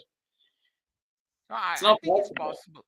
They I don't have think you done can some. multiply a vector with 2 elements It's by not a vector. vector. It's a coefficient, so you can make it scalar. It's Okay, not a well, if you vector. can do that, yeah, that's fine. But so, I mean, maybe I'm wrong, but I know you can't. You couldn't like multiply like a 2 by 2 matrix by a 2 by 3 matrix, or sorry, You get. a three Yeah, by you three can. matrix. You can't multiply the matrices need to be comparable, right? No, they give asymmetric. See, the problem is they produce asymmetric matrix. You can multiply, but you get asymmetric matrix. Oh, right. Okay. Well, no, but you can't do that with. Well, you can't do it with. You might be able to do it with vectors. I'd have to look into You have that. to add the other things. I had to find out. Some places they have done that. You had to Yeah, add yeah, you zeros. could In other, probably do you that. had to add Maybe. zeros. Okay, Like but I want. let's say you were able to do that. Then you were able to multiply a five vector by a four vector. Then you would get a 5 by 4 matrix, right? Then how are you going to Yeah, multiply that by a three vector? You're not. yeah. So I have to add zeros, make into symmetric. So you have to add zeros, to make them everything into S6. S5 can Ah, be made into okay. S6 by adding Ah, zeros. cool. Just add the zeros. I had to That's a good find out. way. People have Yeah, done no, that. I had to find out. good. There are That's some good rules thinking. in doing Yeah, I that. like There are it. some No, you're rules. right. That is that's allowed. I've actually been doing that with the rotations. But you have to. But there will be a permutation there, because where do you add zeros? So there is a permutation involved. So I had to find out what the rules are. Maybe Yeah, you can figure I don't out. know. It seems Yeah. like But I can see yeah. some. I want to find a way to connect the two, but I think I have some idea now. But Huh. it may be complicated. I It think this sounds a will little bit work. complicated. Yeah. Yeah. Remember that I rule of didn't think it would be easy. No, I didn't think it would be easy no, because of course not. But I yeah, never it thought. should be. Remember that rule that it should be beautiful as well. Don't they say that? Yeah. I think there is something kind of beautiful in the concept you're coming up with. This idea of Because I am communicate. sure about the logistic thing. It has a lot of good You need things. to be very, very sure of your logistic grounding of everything. So Yeah. start very small. Make sure that everything you're doing Yeah. makes Yeah. sense, and don't go like you're talking about way down the line with all of these groups and all. I would start like very small. Make sure that everything you're doing makes sense, and don't jump Yeah. ahead to anything because Yeah. Yeah. if you cannot justify each little step, Yeah. then Yeah. then Yeah. That everything you do eventually after I that need. is either going to be wrong or could be wrong, Yeah. you know, or Yeah. or worse, you just don't have the justification for doing it, so you have no idea if what you're even doing. You just have no grounding. So you need to make sure all this talk about S6 and 720 elements. I would I would make sure that you know exactly. No, I start with S2 and compare the S2 with the S2 logistic group. I will start with that. So I just What are these logistic groups though? I mean, okay, you're talking about logistic groups of like on, off, true, yeah, false. But we spoke with Christian, remember, and I've also read this elsewhere. You might have like true, false, and then not. So not true, not false, yeah, but yeah, yeah. That's exactly. not itself is a logistic operator. So therefore, instead of having four, you've three. You've got true, false, and not. Yeah, because you're just applying not to true and false. So you only have three operators: true, false, and not. You don't have four. You get me? Instead of operator. Yeah. In terms of operators, yeah. That But is you that. the matrix, the coefficient matrix becomes 4. So the vector matrix may be P. Also, yeah, I'm just not entirely sure about the not true. I'm not sure if you're grounded logically there, personally, because just not sure. Not even No, personally, just suppose I logically. put suppose I put the the on off switch. So on, off, and 0. So I Yeah, have P, right? what are the switches? What are they? Because switches are something can be on. Suppose there's a particle, right? The Yeah, electron. yeah, Electron is there, right? yeah. Uh-huh. And if the electron is there, only it can be instead of switch states, it can be either off or on. What does Okay, that mean? I mean, I've heard of means this that switch. Off means it is on means participating. It's participating. Off means it's not participating. It's like sterile or it's not participating, right? Well, where does this? Because I've heard, like, what is the foundation of that? Like, where does it come from in terms of science? Because you hear about switches. Yeah. So It is a thing. So, but it's a what pointing. discipline is it from? Light takes up the light. Light is easier to understand, right? So Yeah. suppose it's not dark. Okay. Yeah. Dark. We are not talking about dark matter or anything. So suppose there may not be light everywhere. That's the idea. So suppose there is light on a point. There is a light at the point. It can be at 0 or off or on. The light may be on, like you look at the star, right? From here, the Mhm. the light is there. It come on and off. So maybe on means there's something there. Could be off means you cannot be sure is there or not. You have to figure out. So even then, suppose something is that I have put a point light right somewhere, right? So I can switch that on or off, right? So I switch that off, but the light is still there. If I switch it on, the light will come on. But if there's not light there, whether I switch on or off doesn't matter. The light is not going to come there. You know what I mean? Yes and no. I follow you, all the logic there. That seems fine. Yeah. I'm At each not entirely point, sure, like suppose what I what is point here, right? what is I the point. point of it? So let's say there's nothing there. How do you represent that? Like a zero, 0. and then you have a switch which turns it. Oh, okay. So then you have a switch which turns it on, but there's nothing there, so it's not going to do anything. But if there's a 1 there and it's off, it's not going to do anything. But Then then it when comes it's on. on, Like a glue on, for example, glue on. Like a glue on comes in, right? A glue on comes in, yeah, and then it changes the color. Sun changes, but there has to be something there for the glue on to change, right? Suppose the yeah. glue on comes at a point, it doesn't have anything there. It cannot do anything. It cannot change the state there. Suppose there is a cork there. It can the glue on will come and then it can switch on. It can change the color of the cork, right? Oh, okay, So right. But then how do you it's know like that. that these matrices and all of that are going to describe that? Yeah. So that matrices will include that switch. I have 0 on and off. No, The but like, matrices. what will that do? Let's say I have a box of particles on my table, Yeah. and they're all interacting with each other. Yeah. Now, I I go to your equation and the matrix, and I do the thing, and Yeah. then I get like some results. What does Yeah. that tell? Does that tell me anything about what's Okay. going on inside the box, or does it do anything? Yeah. So I can add up. For example, I have like electron, positron, muon, anti-muon, tau, anti-tau, right? These are the Yeah, fermionic thing. So I have the 6, right? And I yeah. say that only electron is participating in that. All others are not participating. But they may be there, they may not be there. We don't know. So Well, electron, we know. what? But probabilistically, we would say they're not there, right? Yeah, probabilistically Well, why would we say that though? is based on our measurements. That's why it may No, but not be like, completely why correct would we not expect to find like a tau? Or because we don't know the metrics. We have to extend the metrics.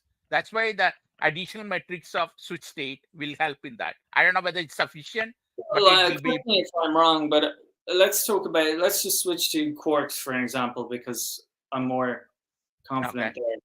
But like, I'd say even, or we can even talk about the electrons. Why not? So electrons are obviously very numerous. Yeah, everywhere. Muons are maybe not so numerous. Yeah. Not so. Why are they not so numerous? Because they take higher energies to create, and because they decay quicker. Yeah, more mass, higher mass, right? So Right. So they need to be created, let's say, from inside the Earth, or from inside the sun, or cosmic rays. And then the tau, I might be wrong about this, but let's say the tau is again a higher energy, but maybe it was like more prevalent around the early universe. So certainly if we look at the quarks, we can say up and down quarks, they're everywhere. But strange, charm, top and bottom, their role was more in the early universe.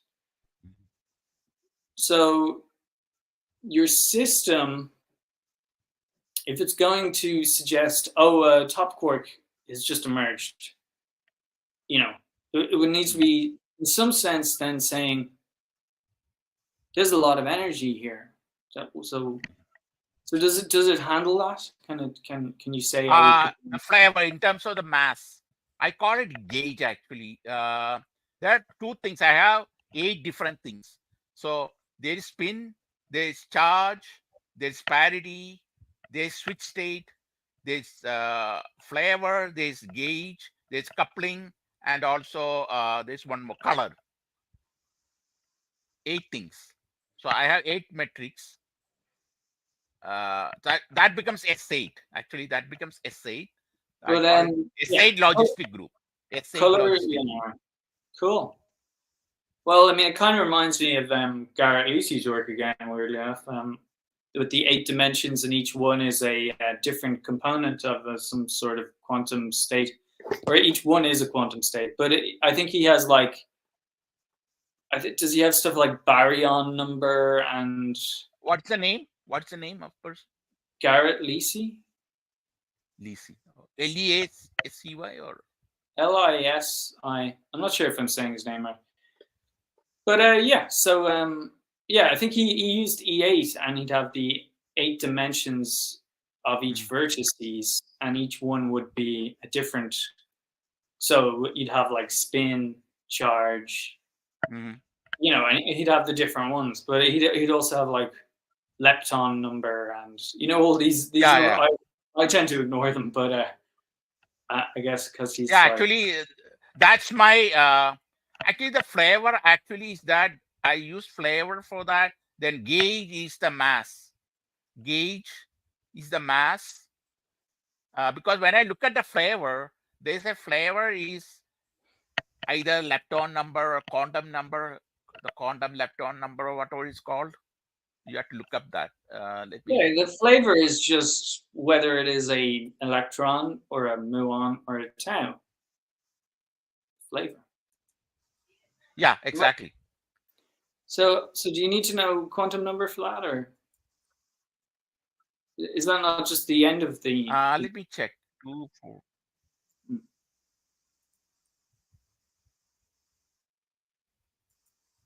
So electron. Let's see. No, I appreciate what you're doing. Is complicated, Rajan. What I think the task you've set for yourself is. Yeah, I'm typing a. Huh? Yeah, I don't think it will be easy because I see a lot of this problem. I thought quantum flavor. Yeah, it's a quantum number they give for flavor. That's part of the common QCD. Let me read that. The particle for flavor or the flavor or flavor FLAVOUR or FLAVOR refers to species of elementary particle. The standard model counts 6 flavors of quarks, 6 flavors of leptons. They are conventionally parameterized with flavor quantum numbers that are assigned to subatomic particles. So the quantum numbers, they have the flavor quantum numbers. Yeah, that's what it is. Flavor quantum numbers. But I mean, when you say 6, I mean 6 for the quarks. Is that up, down, top, bottom, and strange and charm? So why would they have? Why are there 6 for the leptons? Is it 6 flavors of quarks, 6 flavors of leptons? Right. So that's but there's so those are the the generations. Well, there's really only up and down. three. Yeah, up and down and all that. Yeah, Up and down is not a flavor, though. it's not a flavor. Oh, that's quark. Okay, just 6 flavors of quarks and 6 flavors of leptons. They're just I think it's based on their quantum numbers. They're given. Right. Yeah. What it have to means, I guess, I'm sure it's based on numerous things. I suppose the basis of UD. what. They're called for quarks. It's called UDSCBT. These are the 6 flavors. UD. Yeah, that's UD is isospin. Yeah, isospin, strangeness, charm, bottomness, and topness. These are the 6 flavors. Yeah. So those are the quantum numbers they're talking about. Yeah. Which are just the particles themselves. Yeah. There's Right, only 5. so- 1, 2, 3, 4, 5, which is the 6th one. Top. We're talking about The top is the 6th. topness, bottomness, charm, Yeah. strangeness, isospin. There has to be one more. Oh, I see what you mean. Oh, maybe not. No, maybe the isospin covers. I assume it would cover all of them. They give 5, and let's say UDSCBT. Where's the 6th one? I don't know. And you had to figure out. Well, UD is up, down, then SC, strange charm, and then BT would be top and bottom, right? So 6. B and T are the bottom top. Strangeness is the S, and the charm is C, and isospin is.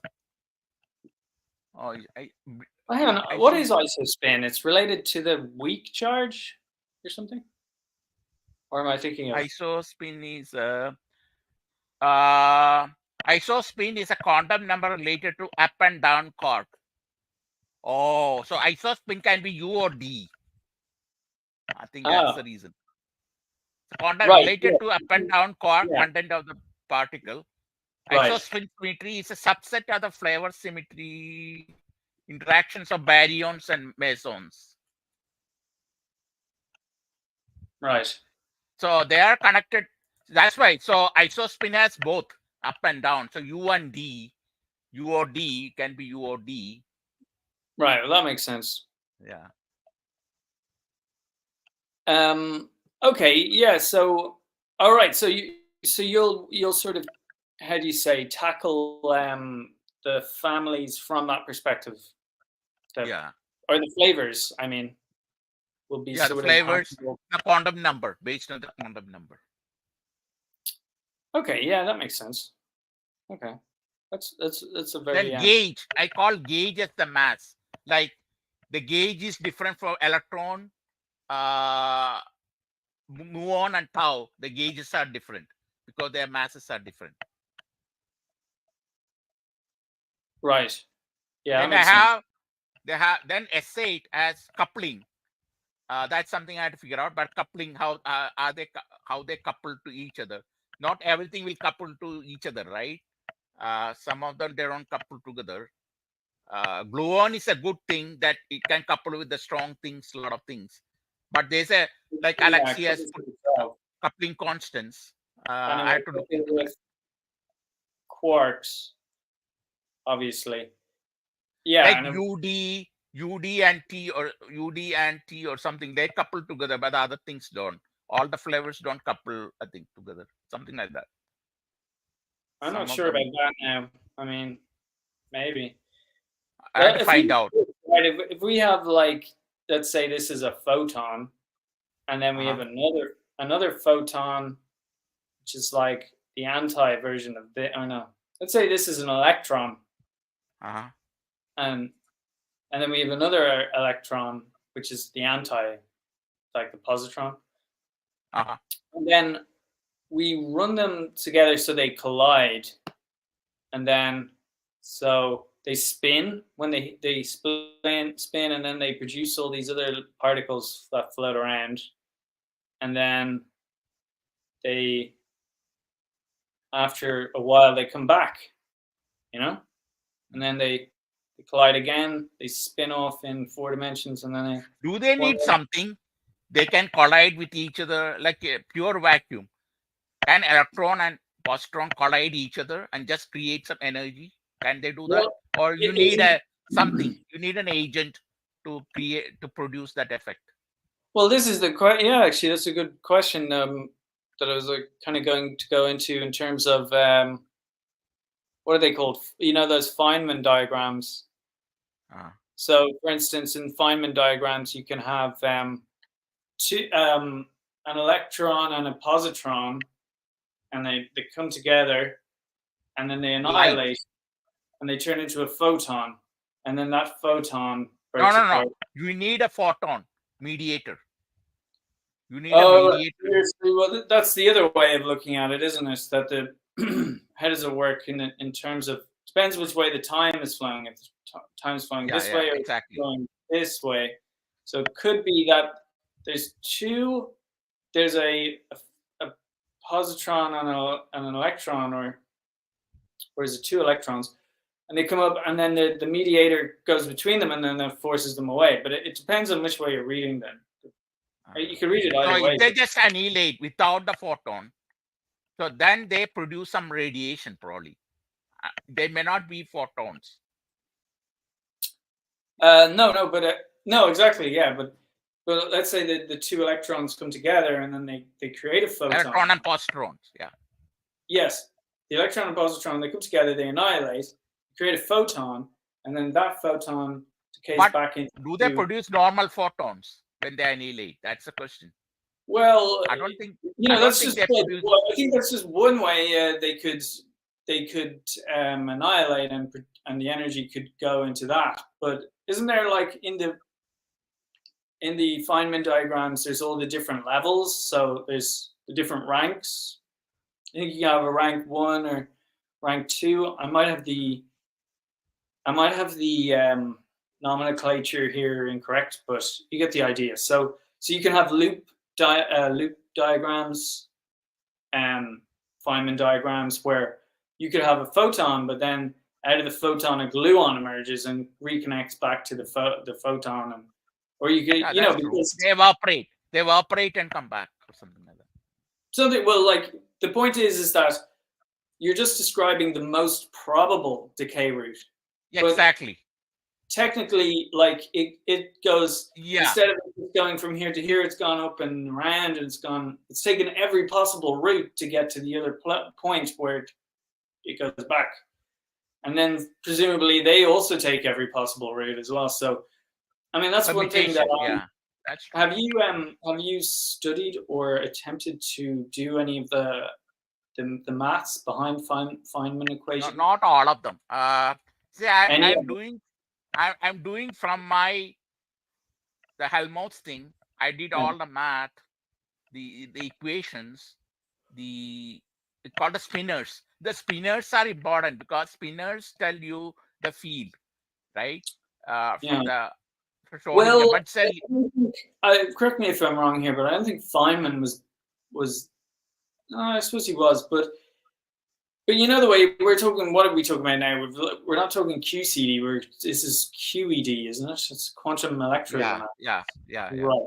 And so it's all it's all based around this idea of is it some sort of series like a Taylor series, and you have to keep adding terms so really what you're doing is you're trying to get closer and closer to a better approximation each Yeah, time. that's what I think the transforms are. I kind of mentioned in the email. I think transforms are identity. Why they work is identity. On one side, you have like e to the power x, right? The Yeah. other side, you have like a Taylor series of that, like x Uh, to the, and then you manipulate the thing, and that's yeah. how you solve the transforms. So then you can interchange the variables. So I think they are the fundamentals. Although it's not there in the math, I think I can develop the math where I can create Fourier out of that. I can create a Legendre. You can create depending on the condition. Each Yeah, that's interesting. Yeah. Laplace because they are identities, but it depends on. So that's why they are components, right? They are Fourier components. On this side, you have the Fourier transform, but you can get a Fourier component. and you can do the inverse transform the Yeah. other way, because it's all manipulating that identity, what I call is identity, but they have some error in there. But this particular transform takes care of that. You see that? So they're perfect identities, because the error factor is somehow removed when you do the transform. So I had to look into math, I had to redo the math, but I think I can Right. show. I don't know whether anybody has shown this one, but I think I can show you can remove the error factor by using the transform, because you can only take Well, part of combination it of. is, if you have all of these possible different routes, and then Yeah. you're taking like the most, like the path of least resistance. Is that not a kind of Lagrangian or something between the uh, two particles? But maybe it doesn't work like that. I mean, I don't think they use. Maybe they use some form of a Lagrangian or something. But what I was thinking of using, we were talking about. Well, I'm thinking of using a different method, but I think it's too simple to work. So no, one thing you can do is field. You can yeah, do like anything that moves, right? Like take a electromagnetic field, right? You have the E cross B. So the electric field and the magnetic field orthogonally, and they produce the movement on the other direction, right? E yeah. cross B, they produce a movement. So each movement you should be able to split up into two types of fields. That's why I call it the, probably it's the vortex field and the gradient field. So each movement can be split up into Well, did a you notice that with the thing I showed where you have the vortex, which is the wave kind of uh-huh. going around, and then when you transform that four dimensionally, you get the gradient, like looks like a Yeah. gradient. So, because that's kind of what I've been So trying you can trying say to think vortex is about is like how do you convert a maybe, vortex yeah, that's a into good a point. gradient? There may be a connection between vortex and gradient, in the sense that you have three-dimensional gradient, right? And you Yeah, rotate them, you can get a vortex. right.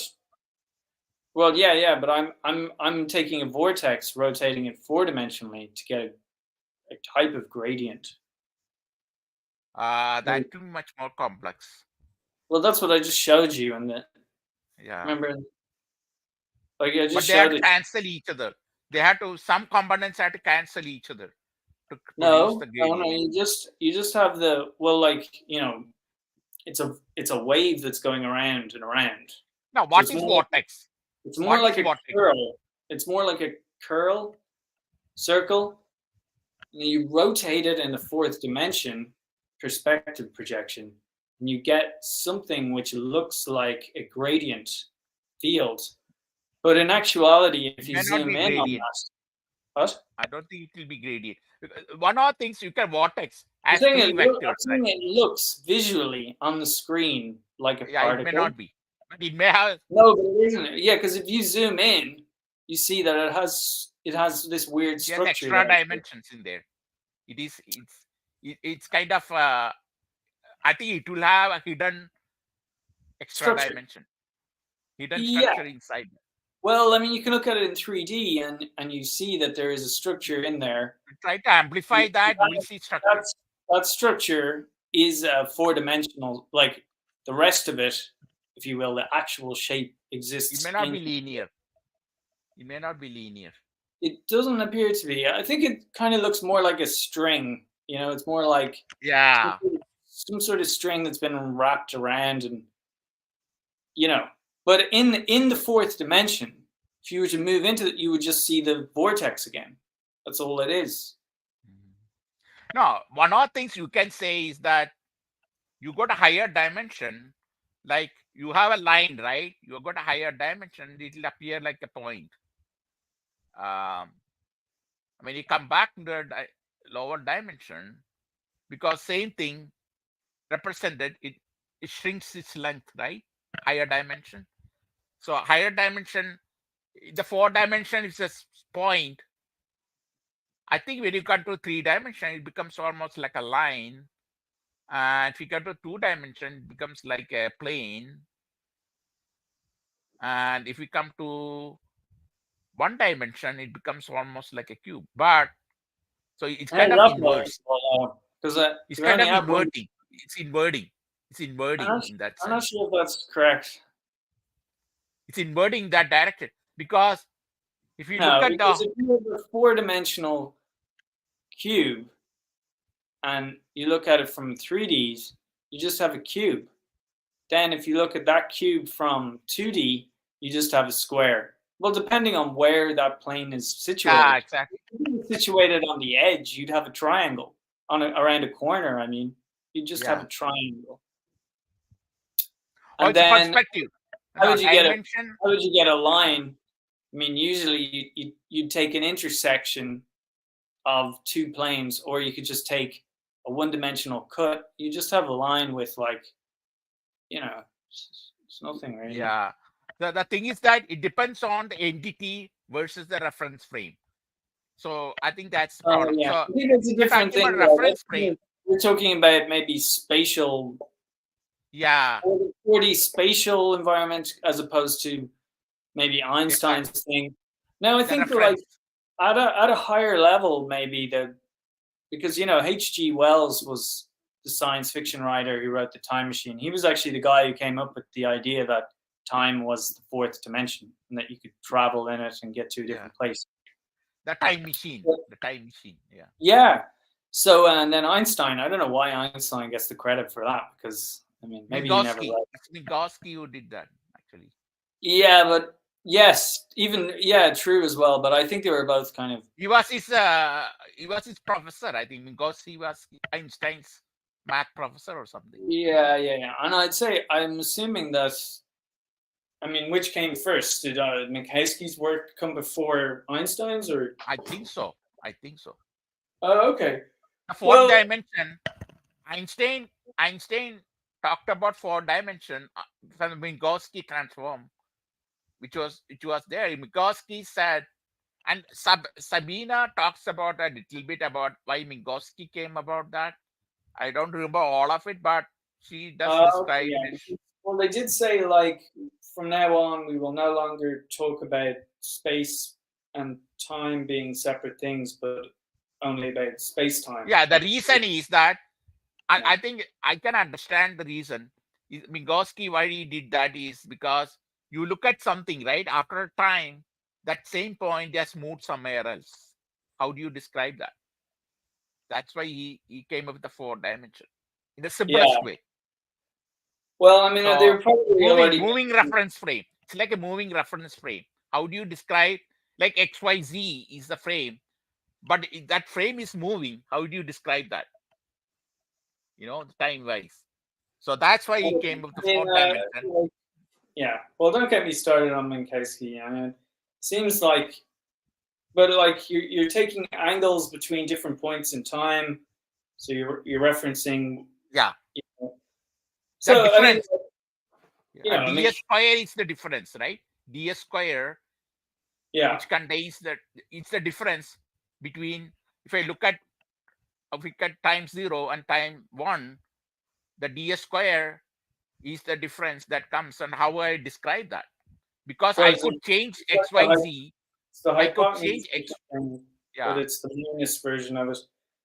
Yeah, I don't know. I mean, it seems to me to be more fictional kind of art than actual science. But I suppose Yeah. because it's Something that, related to, then you have like Einstein's work gives it a kind of a reason why it should exist. And then, of course, there's a lot of stuff in Einstein. I mean, not everything Einstein did is wrong. It might all be completely correct, but I think, I just have a slightly different view, so I would probably not concur if you with look that. at for example, a bubble, right?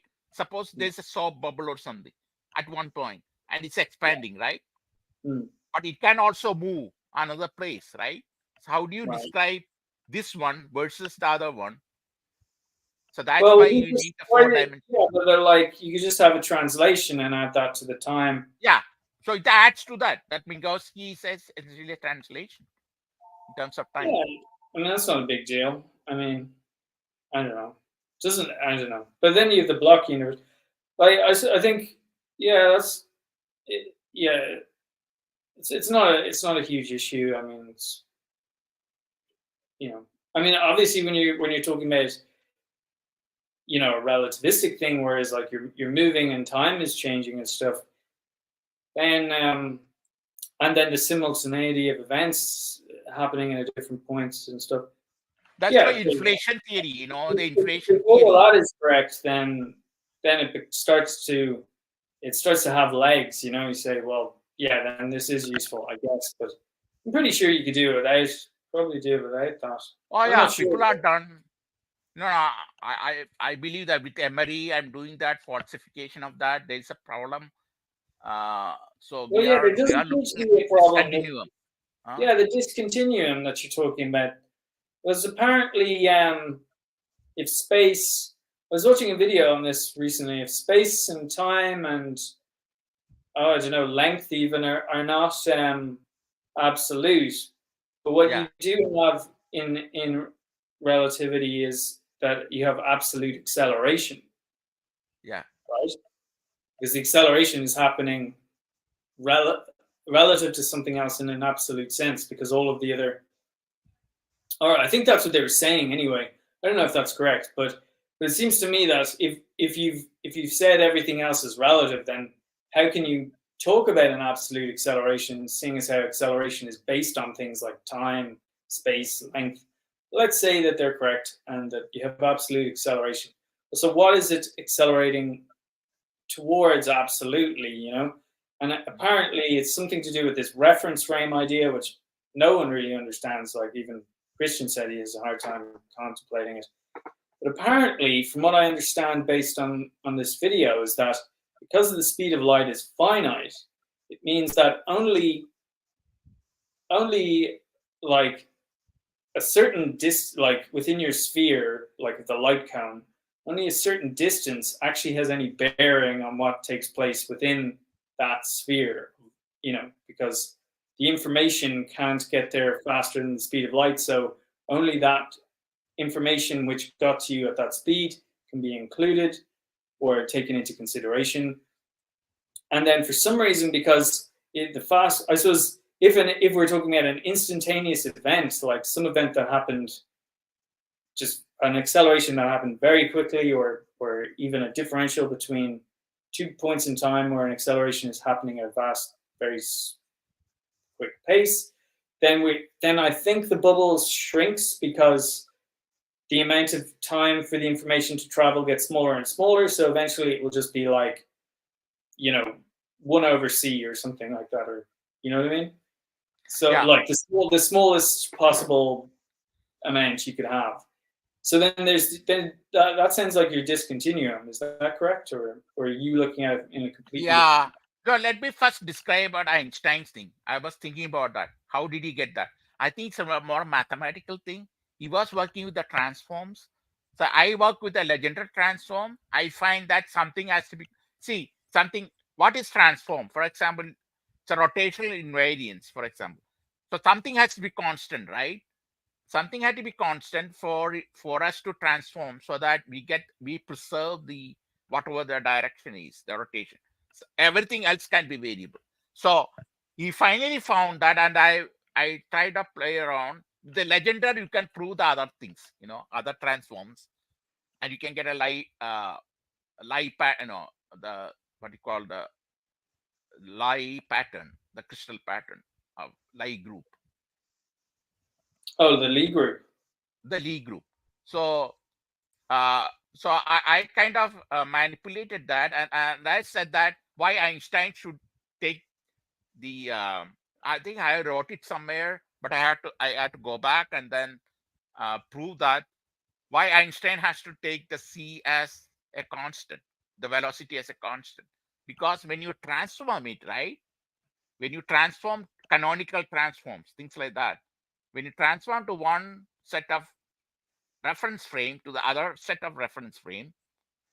So, like Yeah. Lagrangian, he's using Lagrangian. So he's transforming one set of reference frame to the other set of reference frame. Something has to be constant in that when you transform it. Everything else can change. So he said that that thing that's going to be constant is the speed of light. And this mathematically came out for Einstein. He didn't come from physical thing. Then he interpreted the physics of it. I think that's where he got messed up to some degree. Then he had to understand the dilation. He had to do a lot of other things to fix that. But it's a mathematical fix than a physical thing. Yeah, I With see the what you C, mean. yeah. Yeah, I did So see what you mean. But wasn't the whole idea though that it was trying to come up with an explanation for the results of the yeah. Michelson-Morley So experiment? he said observer, observer one, observer two. They're looking at things. Okay, taking at two things, right? They are a different reference frame. So I am at a, so if I put a common reference frame, what would that be? And he said that that has to be the light, the constant of, they will see the speed of light at same way. Observer one will Yeah, see the same way, observer one two will see the same way. Everything yeah, else could be different. yeah. So that Absolutely. kind of thing, yeah. Yeah. No, That kind of that, argument, a mathematical argument. Actually, it's a mathematical argument than a physics. So he started with the because he was a student of Minkowski. He fell in love with the Minkowski transform, and he said, "Oh, I can use it for all the things." And he used that, and then he said, "Okay, I have the Lorentz transform. You have the other, Lagrangian, all that thing. Then I can fit in all of them together. If I say speed of light is the same for all the observers, then everything makes sense. Then I have canonical transforms. I can transform things. So everything will then fit together. yeah, So but it's a wasn't mathematical it, fix. wasn't that already like a concept, surely? Because wasn't there like classical relativity previously? Because they already knew like Michelson-Morley Yeah, experiment that's exactly. See, he based showed. on that. He based on Yeah, that. I know, Michelson but more like, they already knew that like before he was even like when he was still yeah. like a toddler. Einstein just They used it. knew they That's all. knew they had like the one like the major the most accepted interpretation of the Michelson-Morley experiment was that the speed of light was the same in all reference frames. And then Yeah, because of that, they had like classical relativity where they were like, well, if the speed of light is the same for me sitting here and you in an airplane or yeah. whatever, then what does that do to the metrics? So they realized, well, it made things compress and time would dilate. So they knew all this, but they just said it's ridiculous, because no one has ever seen space compress and no one has ever experienced time dilate. And we would say, oh, we have like so much evidence for this, but we actually That's what. don't, because the Hatfield-Keating experiment was poorly done. Like if you read the paper, it's an absolute joke by today's standards. And then I think it was redone, and there was an error to do with the date line. So the whole thing could have been explained through the date line. Another disproof of the Hatfield-Keating experiment is the Sagnac experiment. So that's a big deal, and the Sagnac experiment appears to be a bit of a disproof of that. Then we have GPS. Well, that's meant to be a proof of relativity, isn't it? Well, no, actually, it's not, because the guy who invented GPS says that it has nothing to do with relativity. That all the resets of the clocks happen with absolutely no thought towards relativity. It just happens from a base station. However, if you do the maths, it appears that the exact amount that it's off by seems to be predicted by relativity. So maybe there could be something there to do with gravity and all of that. So it is interesting. Yeah, But the Einstein big one sees is a lot. anyway is that, do we have like there could be another explanation for why the clocks are slower in space, and it could be to do with that there's less pressure up there acting on the system, so that the clocks, because they're not very accurate clocks. Gravity. The gravity is different, right? The gravity, Well, the inertia. that is one explanation, and I think it's like, to be honest with you, the fact that the maths works out so well, it's like, if you apply general relativity, and I think you have to include special relativity to some degree, it gives you like the clocks slow down 0.38 seconds or whatever over a certain period of time, and it works out perfectly. So I mean, the chances of that being, it's a little bit too perfect. It must be It's like correct. I see 4, right? I see 4. I can say, okay, maybe 1 plus 1 plus 1 plus 1, or it Yeah, could be 2 plus 2, or it could be 2 times 2, right? yeah. So there are many ways, or it could be 3 plus 1. So different theories look at different things, the Well, same this result. is it. Yeah, exactly. Like for instance, so this other idea is that the reason why the clocks slow down is because of, like, if you had the clock sitting on the table here, there would be pressure acting on it from the atmosphere, and that would, like, and then it's also kind of warmer here, I guess. But so that would be squeezing the mechanism to some degree, maybe possibly making it run slower. But then if you go up higher into the atmosphere, the pressure is less, so the clock would run faster. The clocks they have on these satellites, they're not atomic clocks. They're not really accurate. But then you would have to prove that this pressure Differential differential. inertia. So you have to remove that factor of pressure somehow and see whether you can still see the thing. Yeah, I mean, like, can you reproduce by lowering the pressure and all around and changing the state of the clock so that Suppose it, you apply more pressure, in a closed system up yeah. in the space, and Mm. you apply less pressure, our system, Yeah, and you see the difference. and see the So it should difference. be Yeah, inverted. yeah. It should be So inverted, like, right? they've never actually bothered to do this, I don't think. But although You have to put in a vacuum. Let's say we put in a I think vacuum the chamber. reason why they've never bothered to do this is because they're so certain that they're right. So why bother testing Suppose you something? have a high pressure chamber, right? You put the Mm. clock in one of the high pressure. Even on Earth, you can do high pressure chamber. You put a clock, and at the low pressure or vacuum chamber, you put a clock. Yeah, Do they differ? Do they tick differently? You can figure yeah, out. yeah. That would just be that would be proof enough, I guess. So what was the other thing? I mean, I noticed Gerd was talking about how well, maybe we shouldn't get into that. Maybe for another time. So we'll end this here. We did we Yeah, kind of we cover, can end it now. Yeah, we kind of covered everything, I think. So yeah. and So have a wonderful time at Poland. When are you going? Tomorrow? I'll just finish this one.